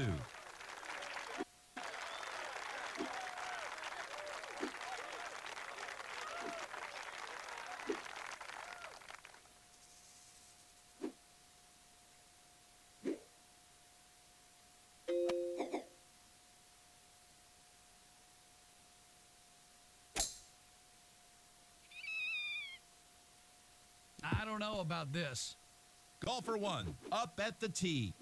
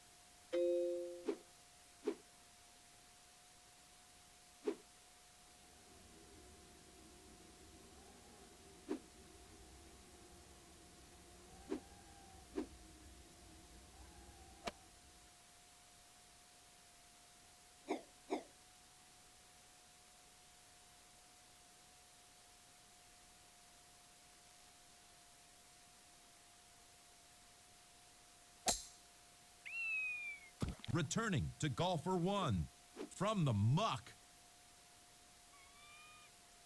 A hazard, Peter, look out. Bad news, Jim. Golfer 2.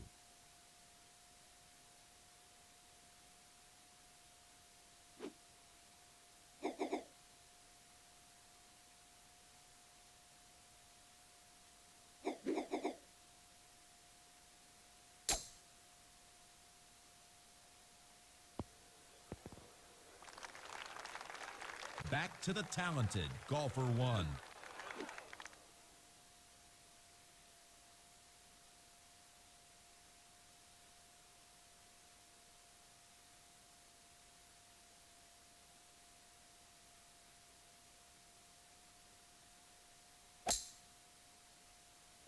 Nope, not enough. Golfer 1 with a birdie putt.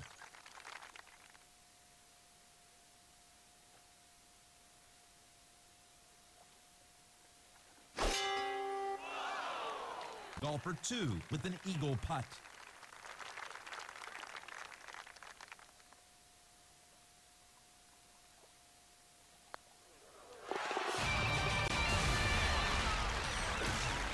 Golfer 1 now putting. That's a par. Golfer 2 on tee.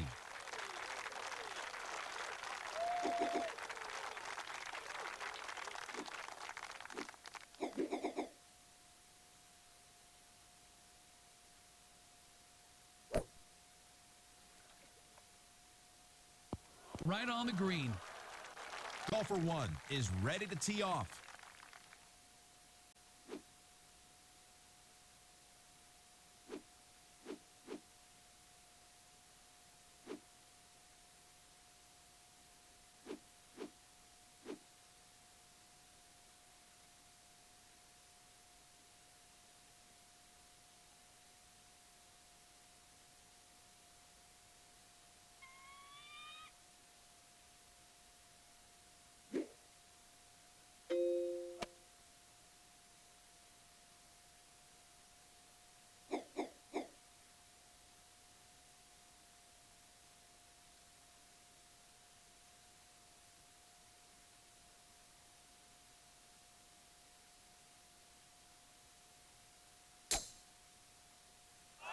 Hit the brakes.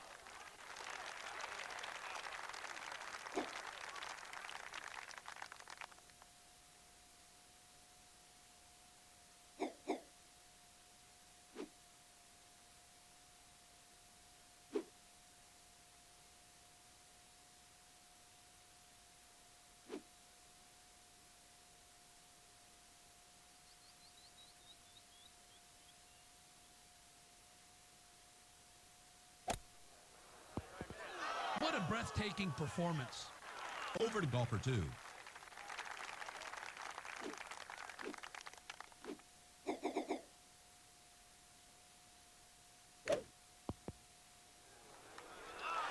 Golfer 1 putting for par.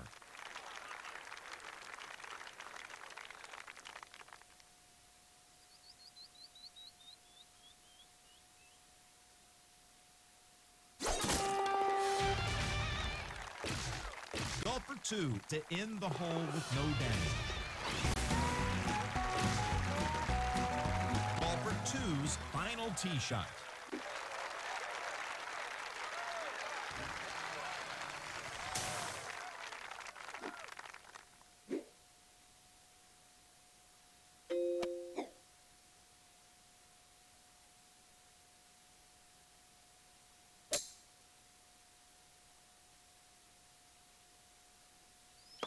That won't help.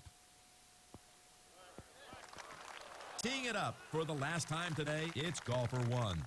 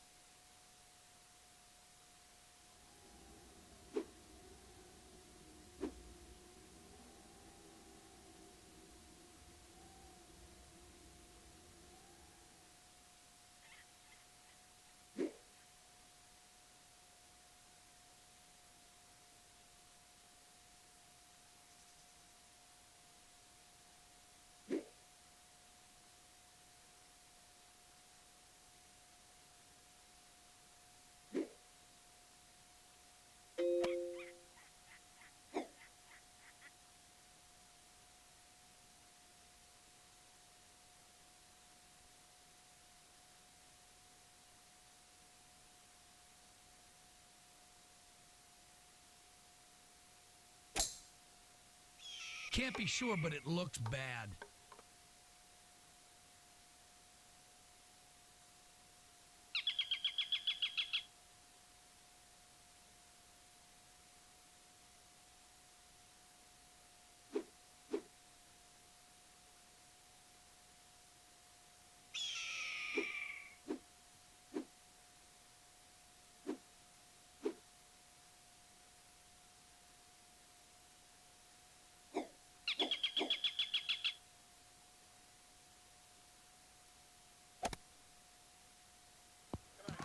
It's buried in the tall grass, Jim.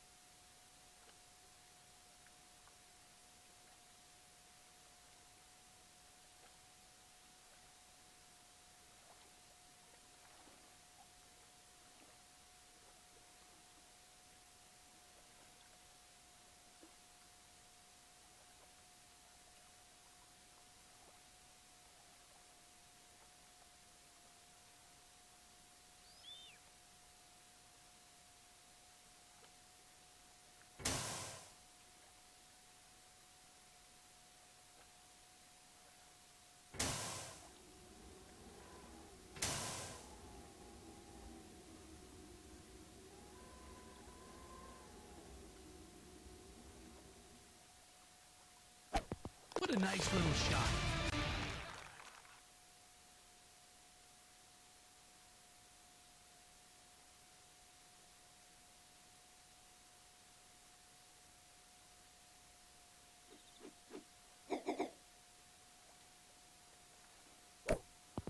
And no need to putt here, Peter.